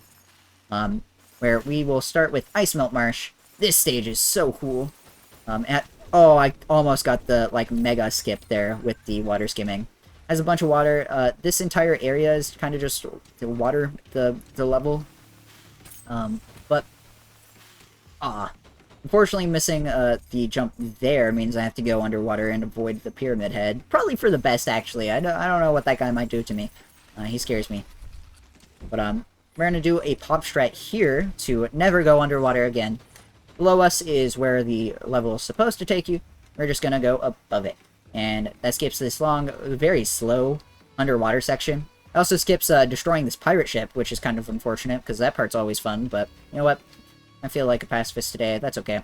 And there's our last coin, and coins are a great thing to talk about now as we finish up this stage. Coins allow us to go to the shop and pick up certain items. However, there are alternative levels in this game, and each world has one, and they all cost 10 coins. And throughout the run, we've been routing out 10 coins exactly. I think I picked up one for safety. Yeah, the pumpkin coin. So we pick up 10 coins to buy this golden key in the shop, and then we go back, and that unlocks an alternative level. This saves 1 minute. Specifically in World 4, because this level is really, really fast, and the level it skips is really, really long, because when you complete an alternative level, it actually still progresses the story. It just skips one level. So we're skipping 4-2, and replacing it with 4-A, 4-A is Witchfire Bog, and this level rocks. I love this level. It is super fun. You have these pretty painful global cycles sometimes, but you also have these big slime blocks and some really dope movement. Nice. These big slime blocks you have to drill into dirt while you come out of them, or else they'll kind of drag you back. Thankfully, very fast. And now we have this one section here where you might think it's faster to pop here because we have to go up and then down and then left instead of just going up and left, but it's actually significantly slower to pop here because of just how fast you go through the dirt, and there's so much dirt that it just weighs it out. But yeah, this level rocks. I'm really happy that this got routed in pretty early on, because the other level is this really long mecha fight, you know, stuff like that. And now we're into Terminal Depths, one of the other most boring levels in this game, but the intended strat, or at least the strat we typically do in speedruns, just pops over everything. I don't want to do that, because that's kind of lame. So, you know, you get to see the level at least a little bit more casually done here. We're gonna carry the gun, become a warplane once again, to rain terror on the Gnarlings, of course. And we want to keep our gun all the way through to this section of the stage where we want to pick up the gun, and then we're going through the train auto-scroller. This auto-scroller is really slow, typically. Where am I? You can jump up that pipe? I didn't know that. This train section is really slow usually, but you jump a little bit faster than the train. Unfortunately, we got bad cycles there, and so the train is like blocking our path, which is awesome because I'm just gonna do the auto-scroller usually, like usual. You can skip it, it's just really hard, which is kind of unfortunate. Just so happens that the cycle just perfectly lined up to kind of own us, but that's okay. At this point, it would have been cooler to just pop over everything, but not a problem. Thankfully, this first one isn't all that long, and the trains do move kind of fast, so it's not really that big a deal, but can be pretty slow to go through them if you can do the pop strat first try. But we're gonna pop again here. Unfortunately, I missed the pop by landing on the ground, so redo it there. And we're gonna go out of bounds here, so you get a taste of what the usual speedrun strat here is. Because on the opposite side is this little wall that doesn't have, or a little tunnel that doesn't have a wall on the other side and just goes out of bounds. So we just pop all the way up here. And this skips the second train auto-scroller. Unfortunately, both of those auto-scrollers kind of suck. Saw one of them. Don't get to see the other one, thankfully. Spared from that terrible fate. And we're going to just carry it through to the end. Thankfully, though, you get to hear this banger soundtrack a little bit in this stage. This stage has a particularly good song. I really like it. This entire game soundtrack is just awesome. It's pretty great. And now we're into Deep Rot City. Nice, get a double jump there to make this pop strat easier. Because we want to pop at the start of the stage here and carry it. Oh, I dropped it. Unlucky. We can just pick it back up there. We want to carry it all the way through over this building and through this bramble here. Because there's a section coming up that is a bunch of really, really slow cycles. And we want to pop for this. And the strat that is actually kind of fast is really risky, and I don't like it, so I don't do it. And then we have the big mecha. Wow, we didn't just completely skip it. This guy has some really cool movement tech. He can jump and dash, and if we hold jump and neutral stick while pressing the dash button, we can actually cancel the animation, because dashing is usually really slow, but we can cancel the animation by neutral sticking and then... Hold on, let me... there we go. By neutral sticking and mashing the dash button while holding jump. And it makes it really fast. And then here, we're at the last little building of this level. This part sucks, so we just pop over everything. There are these 2 elevators that are really slow and kind of janky, so we don't want to go through them. I probably should have gotten that extra health, but I don't need it. I'm a gamer. Then we have this really long elevator section, which we're just gonna jump up, thankfully. This level kind of sucks in the no-pop run, and it's right before the very end. Because not only do you have to put up with the 2 elevators, you also have to put up with that weird blob guy. I'm scared of him. But thankfully we don't see him for too long, about half a second. Jump scare, unfortunately. But that's going to be the end of Deep Rot City. Pop over all the ending nuisances there, and we're good to go. And now we're into the final boss fight with Emperor Nero. Now this cutscene here, introduce him. They're obviously terrified of us. We're just destroying. I didn't kill Beetle Rider, thank you. I also didn't kill Magma Worm. I don't know what they're talking about. Those 2 guys are perfectly fine. Mint I did destroy in a fight. Mint should be scared. But Emperor Nero is a really cool boss fight. We're going to use Pops to take advantage of how hitboxes in this game work. We're going to basically be playing Beyblade. We're going to circle in and out of his hitbox with our drill constantly revved in order to take care of him pretty quickly. But god, Nero is so cool. He looks so dope. And he looks real scary. Hit him once there. Hop over to this side and then start to the pop and then spin to win. I love gambling. Woo!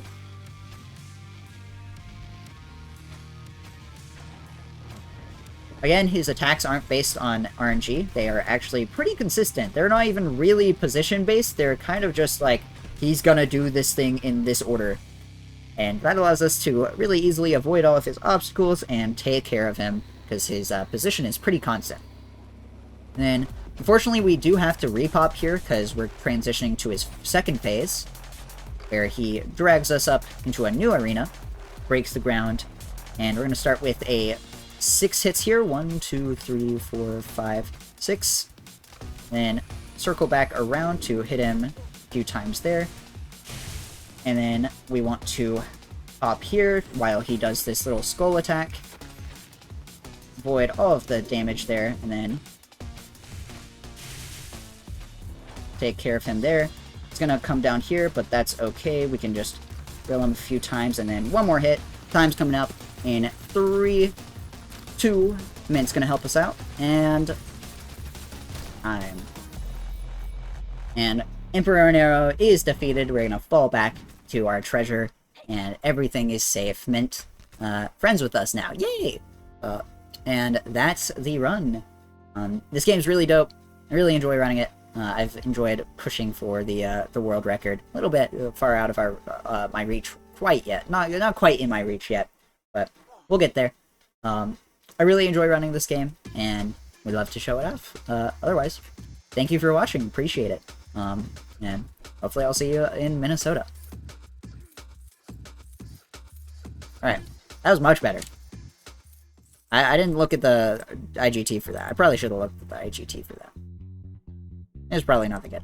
Anyways, probably like a 28, 29. Alright. Yippee! I didn't get randomly tank sipped. Yay! I got a little bit out of my flow, but not a big deal. Thank you for the GG. Appreciate it. Was anything wrong with the audio? Audio levels in this game suck, so I want to make sure it sounded like pretty good and you could hear me pretty well the whole time before I get to uploading it. Seemed all right to me. Okay. Cool. All right. I will upload that after stream then. I'm feeling kind of warmed up. Kind of wanna just hop into runs. All right. I mean, honestly, even like the first run, I was just weird. Was like well below my estimate, because I plan on making my estimate a 130, 135. And it was a 132, so like that's fine. Like there's probably an extra minute at the start for the cutscene and whatever, so I might make a 136. Realize some dumb shit about all levels, and of course I'm not home to do more routing. Oh no. What's the dumb shit? I'm scared. I do need to run that sometime soon if I want to have it as an incentive, so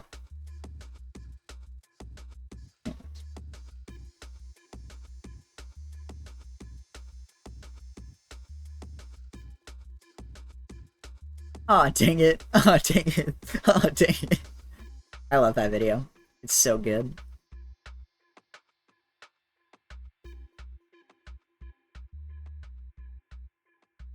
Just want to get 40 coins before the last bonus level you buy.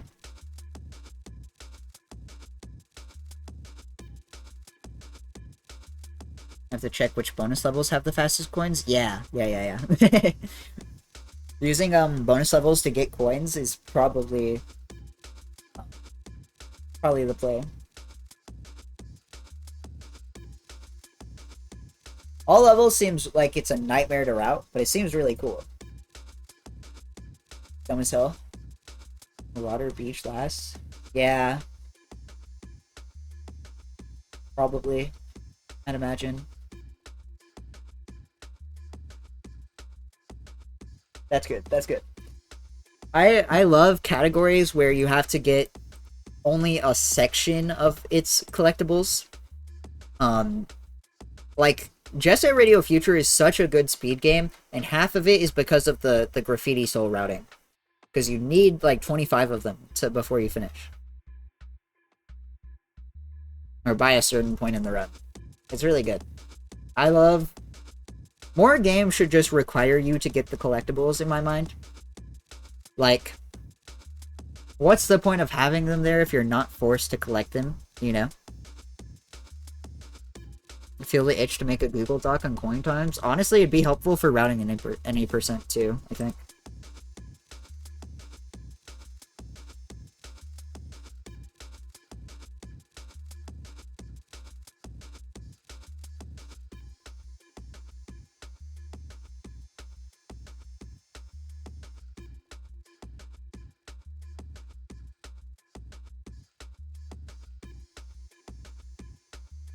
Let me restart Discord because it has crashed and I got a DM.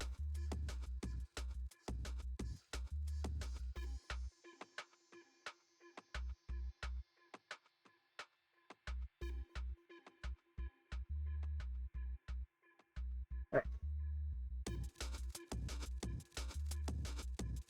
It'd take fucking forever to time every coin. It sure would.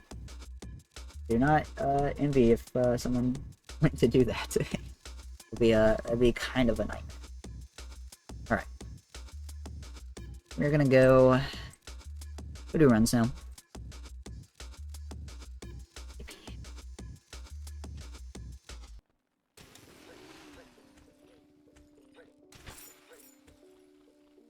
Kind of funny. Every time I started getting behind, it was just because Giant's Kitchen. I also wasn't doing the water skim route, or the water skim start at like 1-2 for some reason. I have no idea why. I just forbore. It's gonna have some. It'll be nice to have someone else on commentary to talk about pops.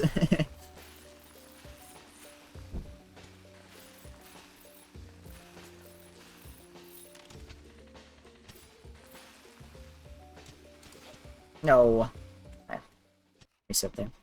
Oh yeah, my gold here is wrong RTA, I think. So I'm gonna clear that. You can get me the raw numbers. Yeah, I also wouldn't mind if you just get the raw numbers for things like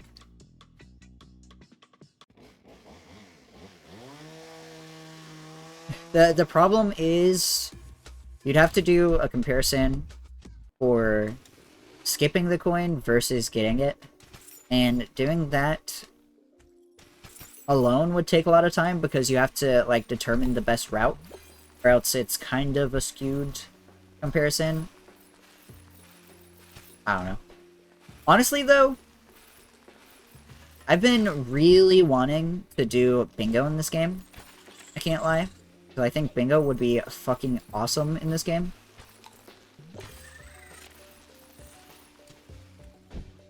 That's kind of slow, but no, not a big deal. And I think that would be pretty nice to have.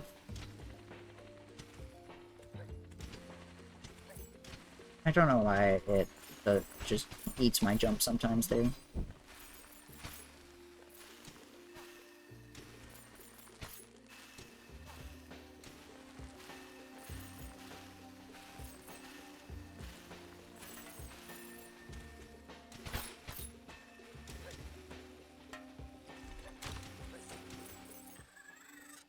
am I doing?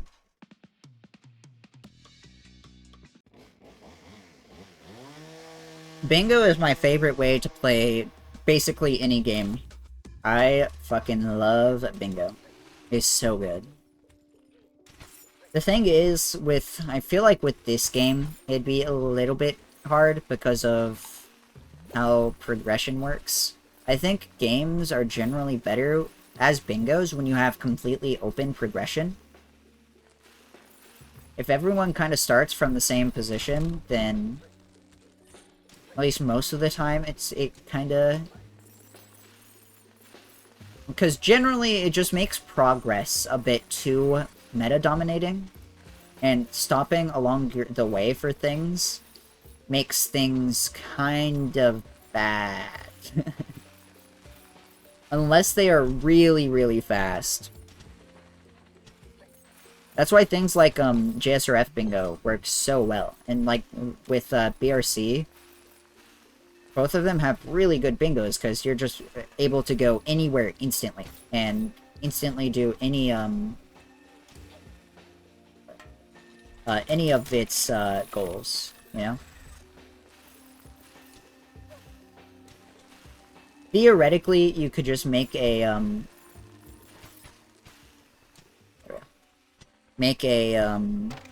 like save where you don't collect anything, so you have all of the levels, but then you don't have custom levels or the alternative levels, which makes things a bit weird in my mind. So I think just starting from the new save would be the best, but I don't know. Yeah, I would really like to make bingo for this game. It's really cool, I think.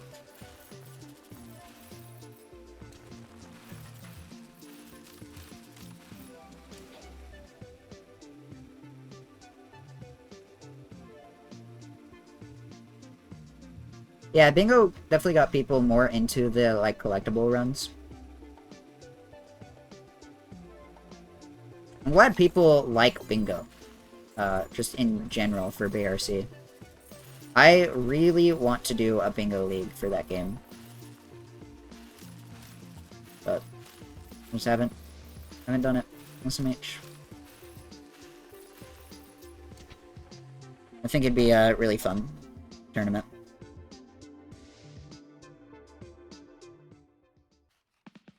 Imagine you get one specific sticker on your bingo board and you just have to gamble for it.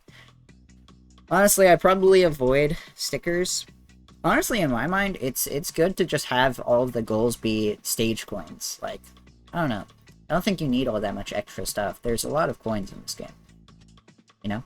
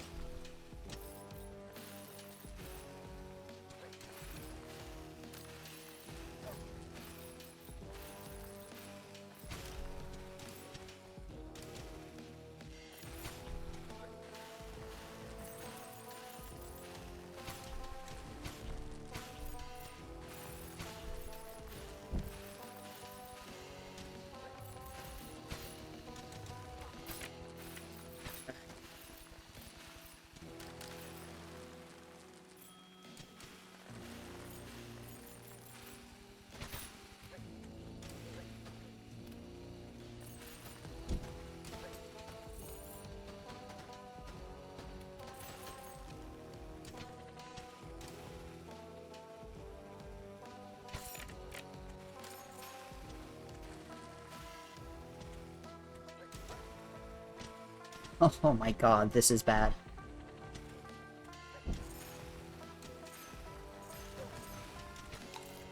I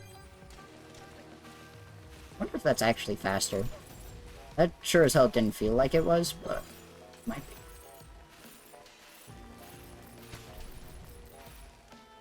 I think that's a reset.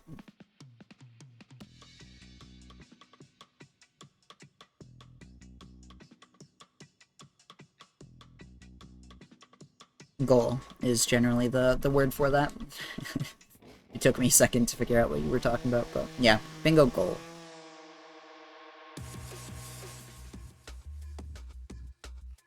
You can also say square, but I generally refer to Like, I only use square when I'm talking about a game.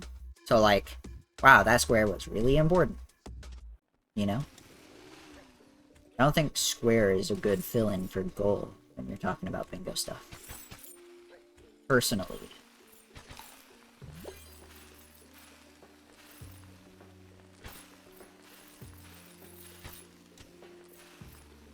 Holy shit. Can I play well, please? Pretty please?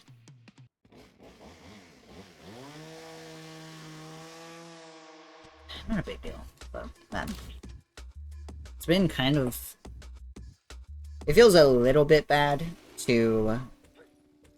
For the past, like, 3 days that I've done attempts, just constantly reset to the same things over and over again. You know?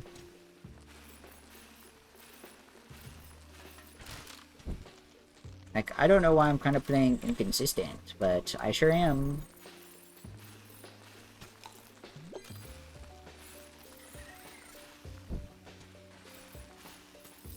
Like, that is... This game gets so frustrating sometimes. I've only felt frustrated on like, long days where I am just doing the same mistakes over and over again, but...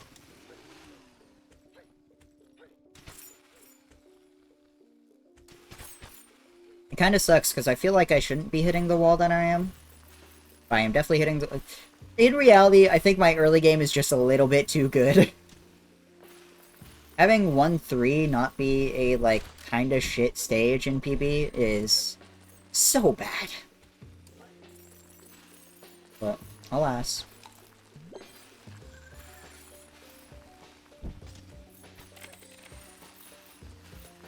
I also could just start playing safer. Like, I don't know.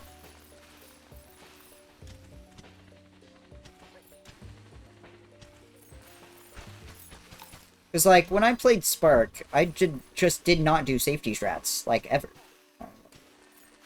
Small time loss. And, like, I kind of learned that that's why I never got world record in that game.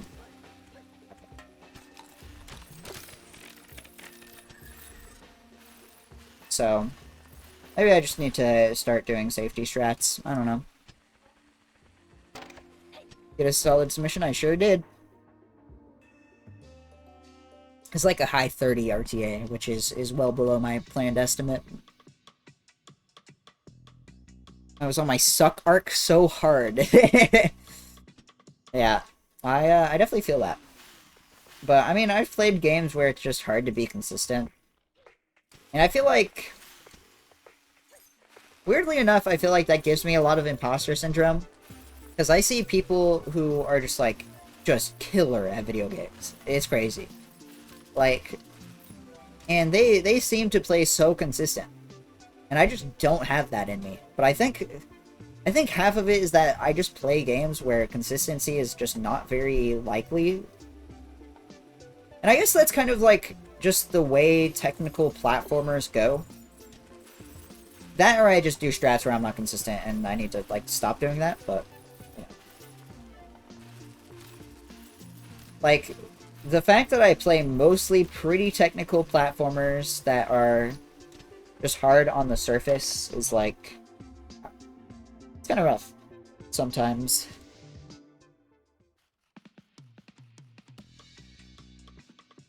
I don't know. You just have to push through. Nice gold.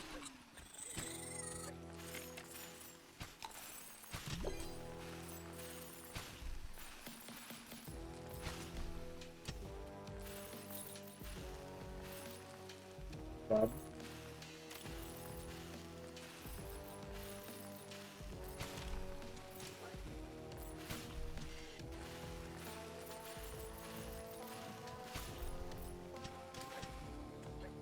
Barely missed.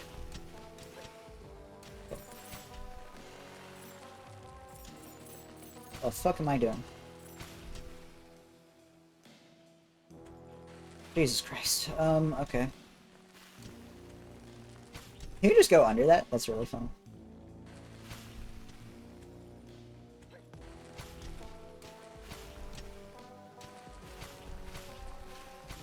Oh.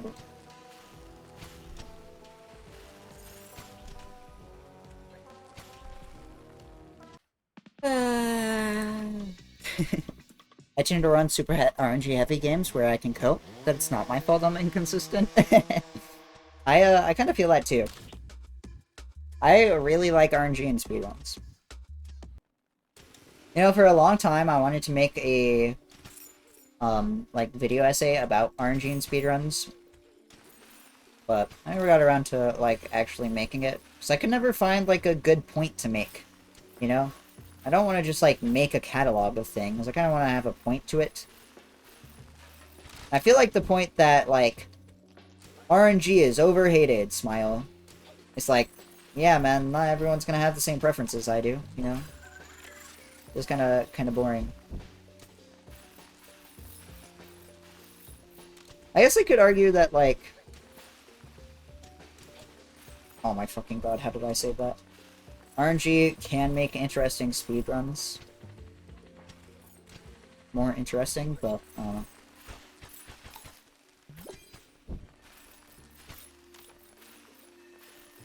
Ad's in about 2 minutes, by the way.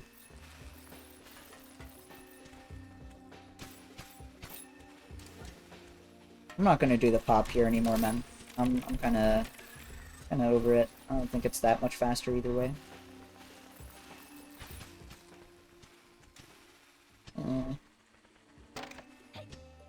I would watch a video yap essay.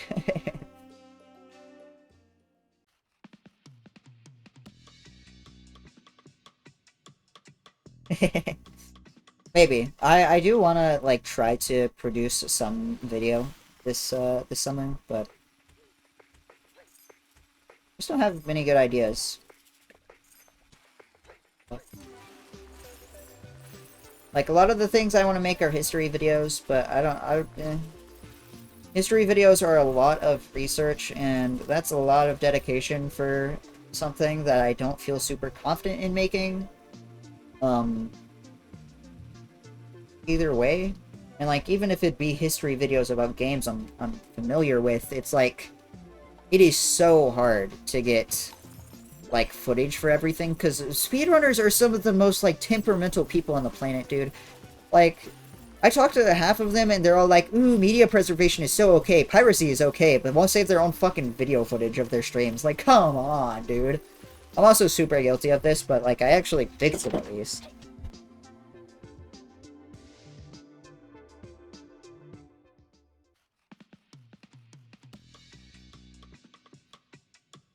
But yeah, I don't know, it's pretty annoying to like cobble together a bunch of like video footage with like specifically the games I know I would make it on. It's so hard to find video footage of people like doing world record attempts or whatever, or like actually trying to run the game. Like, I don't have any of my BRC VODs saved, unfortunately. Dude. Dude. Oh my god. I want to play the game, I'm not resetting. Not yet.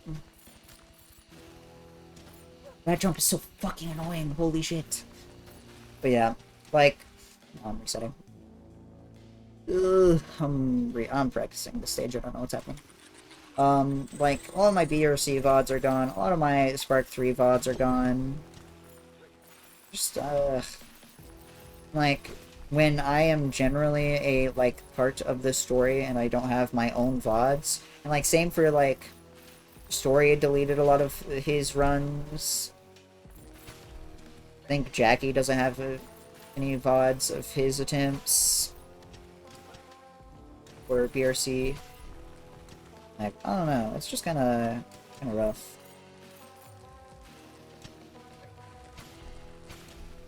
What is happening here? I think I'm wall bouncing, or trying to wall bounce too early.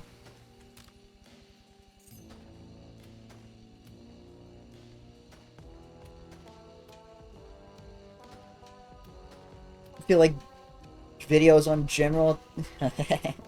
Oops. Oh wait, then.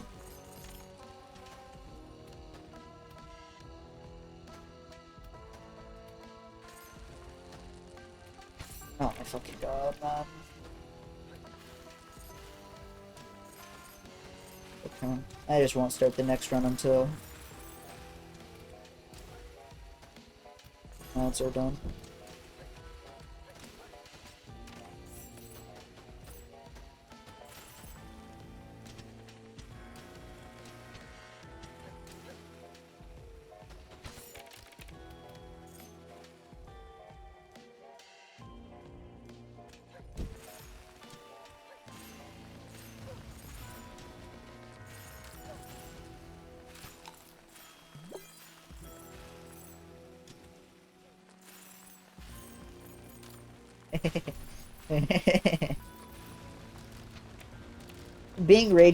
Being a rager is not being temperamental. Let's be real. Come on. I can be annoyed at my video game.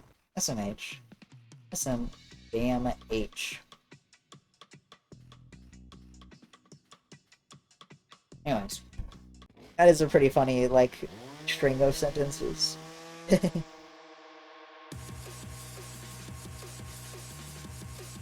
RNG is my mortal enemy.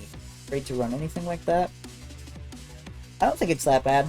I think a lot of people kind of overplay the impact RNG has on things, but it actually makes way more interesting runs in my opinion. Because suddenly it's not like, oh yeah, I'm just gonna do the same old route, no matter what. Whatever happens, happens. It's like, and like whoever plays the best there is like the world record holder. I find that to be super boring. Like, cool, you're a good video game player. Interesting, I guess. I think it's way more interesting when world record is decided by not only your luck of the draw, but your decision making, your gameplay despite the luck of the draw. Some games are really boring, where it's like, oh, I just have to get good RNG, or I reset. Some games, like my favorite speedrun of all time is Plants vs. Zombies, because that game is a complete nightmare RNG hellfest. And the best players are ones that know exactly how to react to situations and can navigate around bad RNG and capitalize on good RNG. I think that's super interesting.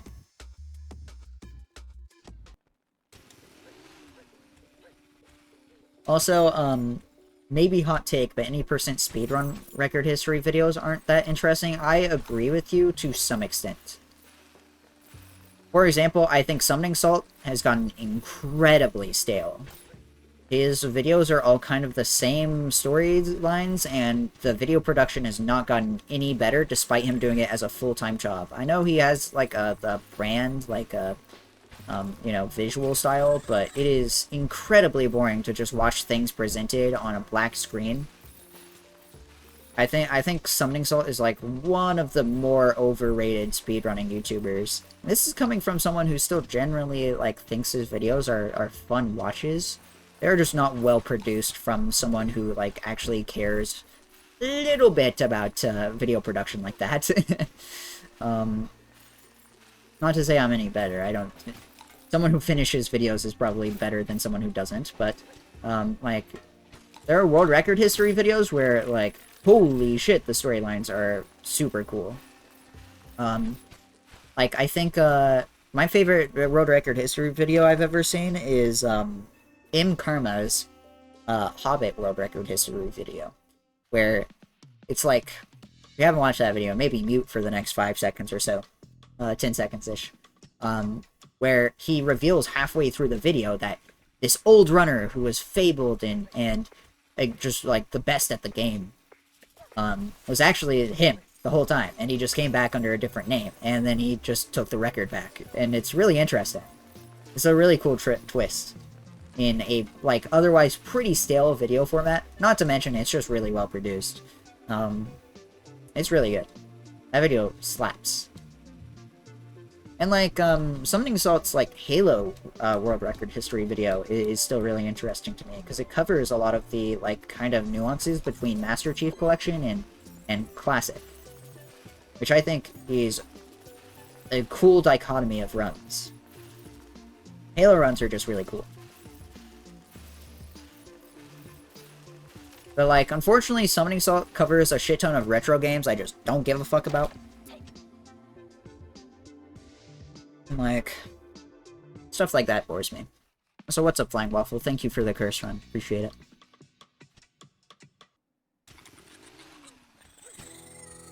I do like his Mario Kart videos. I just wish it wasn't like half of his videography or his like catalog of videos. So I think it gets pretty boring when that's all you really do. Like, if you present yourself as a variety, like, content creator, and you, like, the majority of your, like, most popular videos, and so, you know, the videos you produce the most, are one thing, then, like, you know, that's pretty boring to me. Please, Drill Crush, thank you.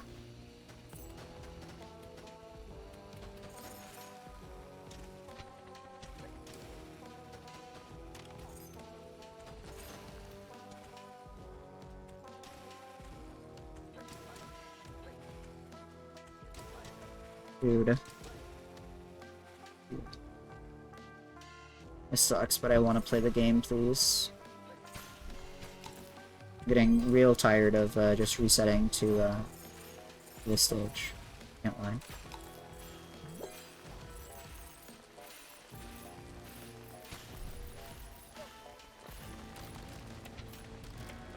Uh.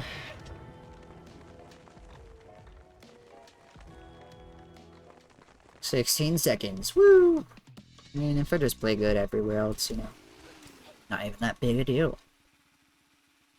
Yeah. Oh. I think history videos are generally fine. I do agree that sometimes they are all kind of identical, but they're good ones. I feel like, you know, if I were to make one, I would try to make it unique. Maybe not succeed, but, you know, I always try. I definitely agree. Like, general speedrunning topics to me are significantly more interesting. My ads manager just cut out. Interesting. Than, like, world record history videos.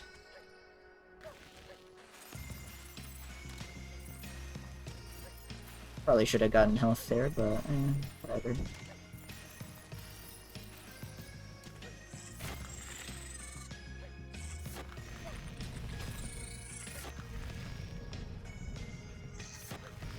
Awesome.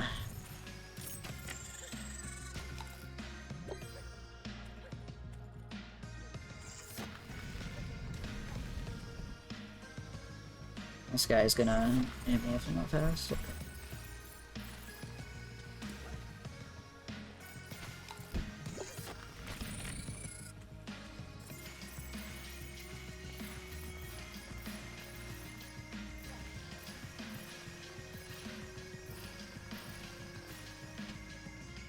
That was really bad. Soaring Salt was my intro to speedrunning outside of Zelda games, but I think back when I was first starting high school, I'd wake up extra early so I can squeeze in a whole run before I had to go. That's fair. My introduction to speedrunning were the fucking Gamer Rage compilations in, like, 2016. Unfortunately, my introduction to SGDQ was, like, anti-woke gamer ragers who, like, made videos on SGDQ cringe compilations or whatever. Not my, my proudest, sentence, but, you know, at least now I am fucking normal. Unfortunately, though, fucking young man anti-woke vortex gets us all, I suppose. Actually, it probably doesn't get us all, but it got me as a, you know, young, impressionable white kid who didn't have many friends and was permanently online. Fortunately enough, I am now normal and better for it, but yeah, fucking Lamau. Yeah, it's pretty shit. I'm not very proud of it, but you know, it'll come from something, and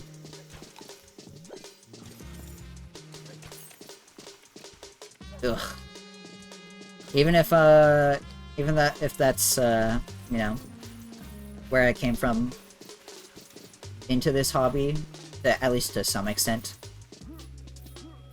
You know, I've grown out of it. I'm not too worried about it now. Hi Kiyoshi. I hope I do too. We'll see. Thank you, appreciate it.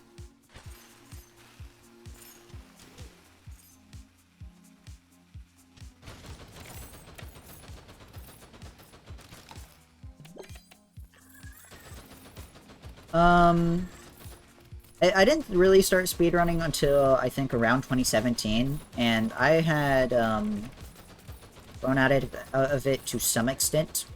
Half of it was because I realized, oh wait, these people actually probably would hate me, and that's not very good. The whole being queer neurodivergent thing was a problem for a lot of them. And so, you know, when I started running, it was mostly like short flash games and the like. So like, I ran Refunked a few times. It was a pretty fun run, but way too short for me to enjoy it nowadays. Oh my god, fucking jump, please. Better.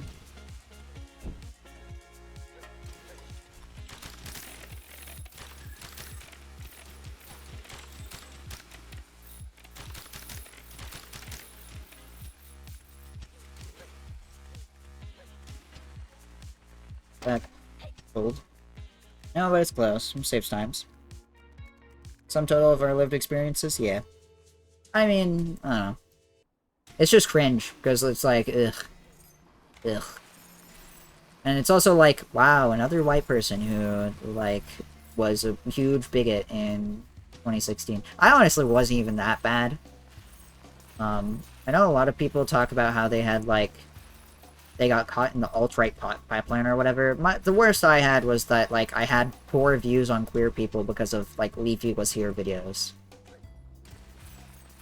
It never got too bad with me, and eventually maybe this is the worst part of this whole thing. I found Destiny videos and was like, wait, Destiny's kind of spittin'. And, look how that turned out. Destiny's now a huge piece of shit. But, whatever. But yeah, it was never, like, that bad for me. I just had some, like, unsavory views on marginalized people, because it was like, Leafy Was Here made fun of them, and I was a Leafy Is Here fan, or whatever. So, could have been worse. Oh my fucking god, please.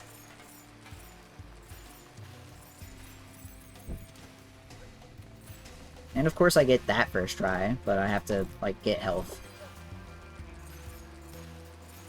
Oh. Barely made it. So, I mean, you know. Destiny is, I just opened the group chat to, quote, Butthole Kirby. Pretty awesome. Destiny was a, like, progressive streamer who debated JonTron. I remember... I distinctly remember watching the JonTron debate, and he got his absolute ass handed to him while repeating things that I would probably believe. Probably not as bad, but, like, still repeating them. Or at least I would say something similar. And I was like, wait a second, if JonTron got his ass kicked, then I probably would too. And I'm probably dumb. So, maybe not the best opinions to have. Actually. And so I just started watching more Destiny content, and then eventually I don't know, I just found more, like, RedTubers, which I liked. And then isn't JonTron's, like, whole thing being wrong? Not just being wrong, but also being, like, extremely racist, and, like, I don't know, he was like, dude, Japanese society doesn't have any crimes because they're all, like, the same race, which is really stupid.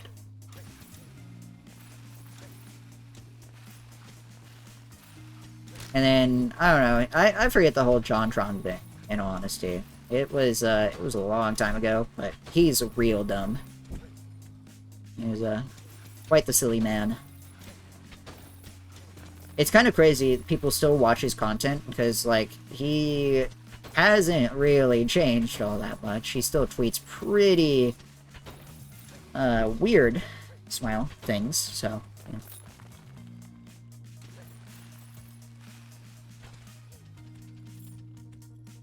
global cycles, man. I can't.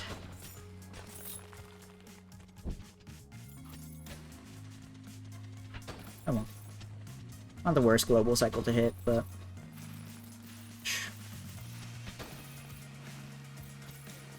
How much time am I saving here? I just golded this, I think. No, I'm, like, playing directly next to my gold. That's pretty awesome. Then Brittle Glacier, I have a few seconds as well. This is exactly what happened in my PB! Well, I had time save here, now I don't. I'm probably losing time, actually.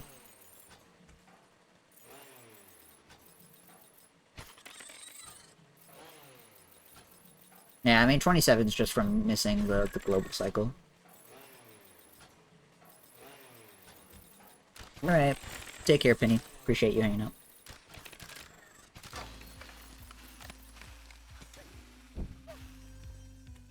I'm just gonna die here, actually. I think that's significantly faster.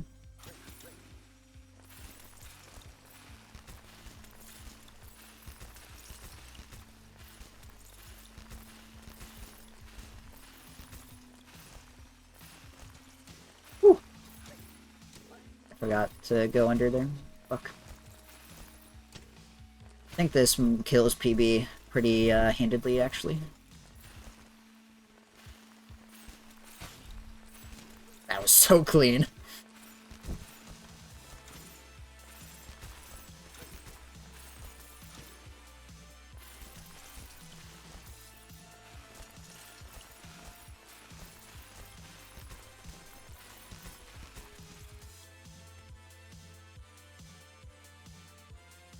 Spreadsheets just happen to be one of my brands of autism. Is so real.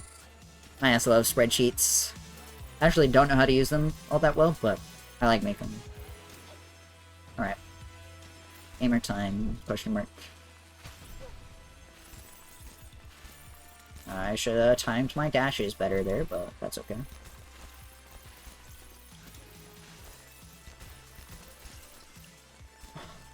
Fuck off, dude.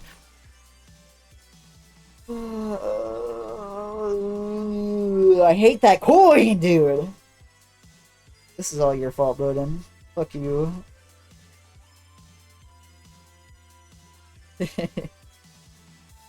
Damn.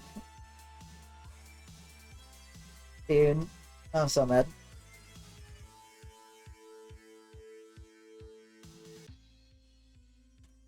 Anyways. Give me a second.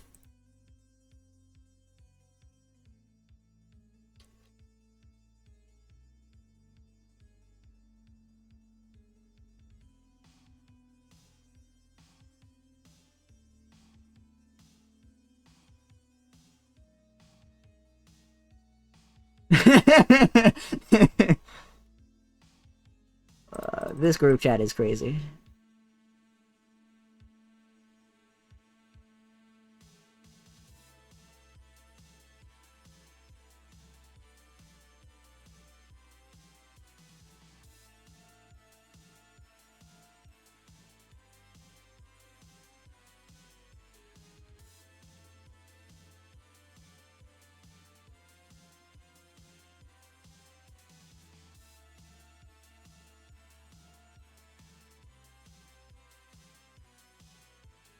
Hold on.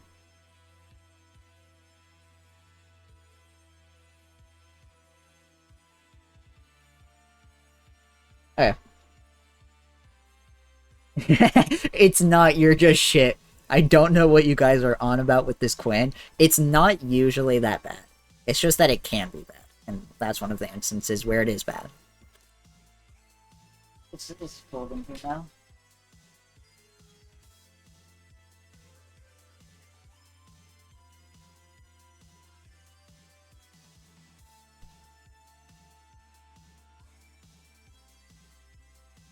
I've literally never failed in a run ever. Damn, you're just better than all of us, I guess. It sucks.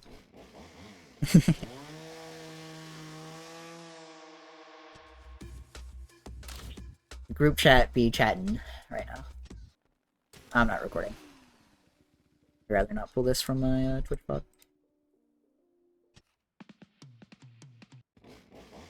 I have 15 hours on 3-2. Ugh. How many of those hours do you have on 3-2 getting the coin?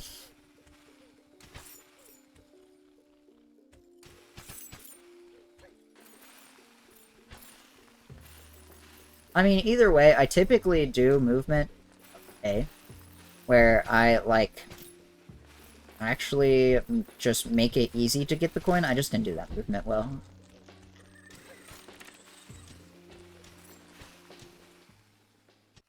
Dude. I'm tilting. I think I'm gonna call it there, actually, honestly. The runs are not going anywhere. I already got what I, like, kind of wanted to do done. I think I just want to make my submission now. No, it's okay. You're fine. It's just that the game is, like, not going anywhere, you know? That's how it is. It was funny, so... It is permitted. Yeah, yeah. We're gonna find someone to raid. Ooh, okay. We're gonna go to Vayne. Vayne is doing,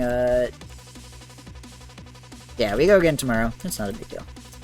We'll see. We're gonna go raid Vayne. Vayne LOL, not a League of Legends player, thank fucking god, is doing some Jet Set Radio, not Future, unfortunately. Sorry you have to watch this dog shit, but yeah, he's a friend. Good pal. Go enjoy his stream. I'll be live again tomorrow, same time. Appreciate y'all hanging out. Anyways. Yeah, bye! I guess I should, blah blah blah blah blah blah. Smile, smile, smile. Anyways, take care.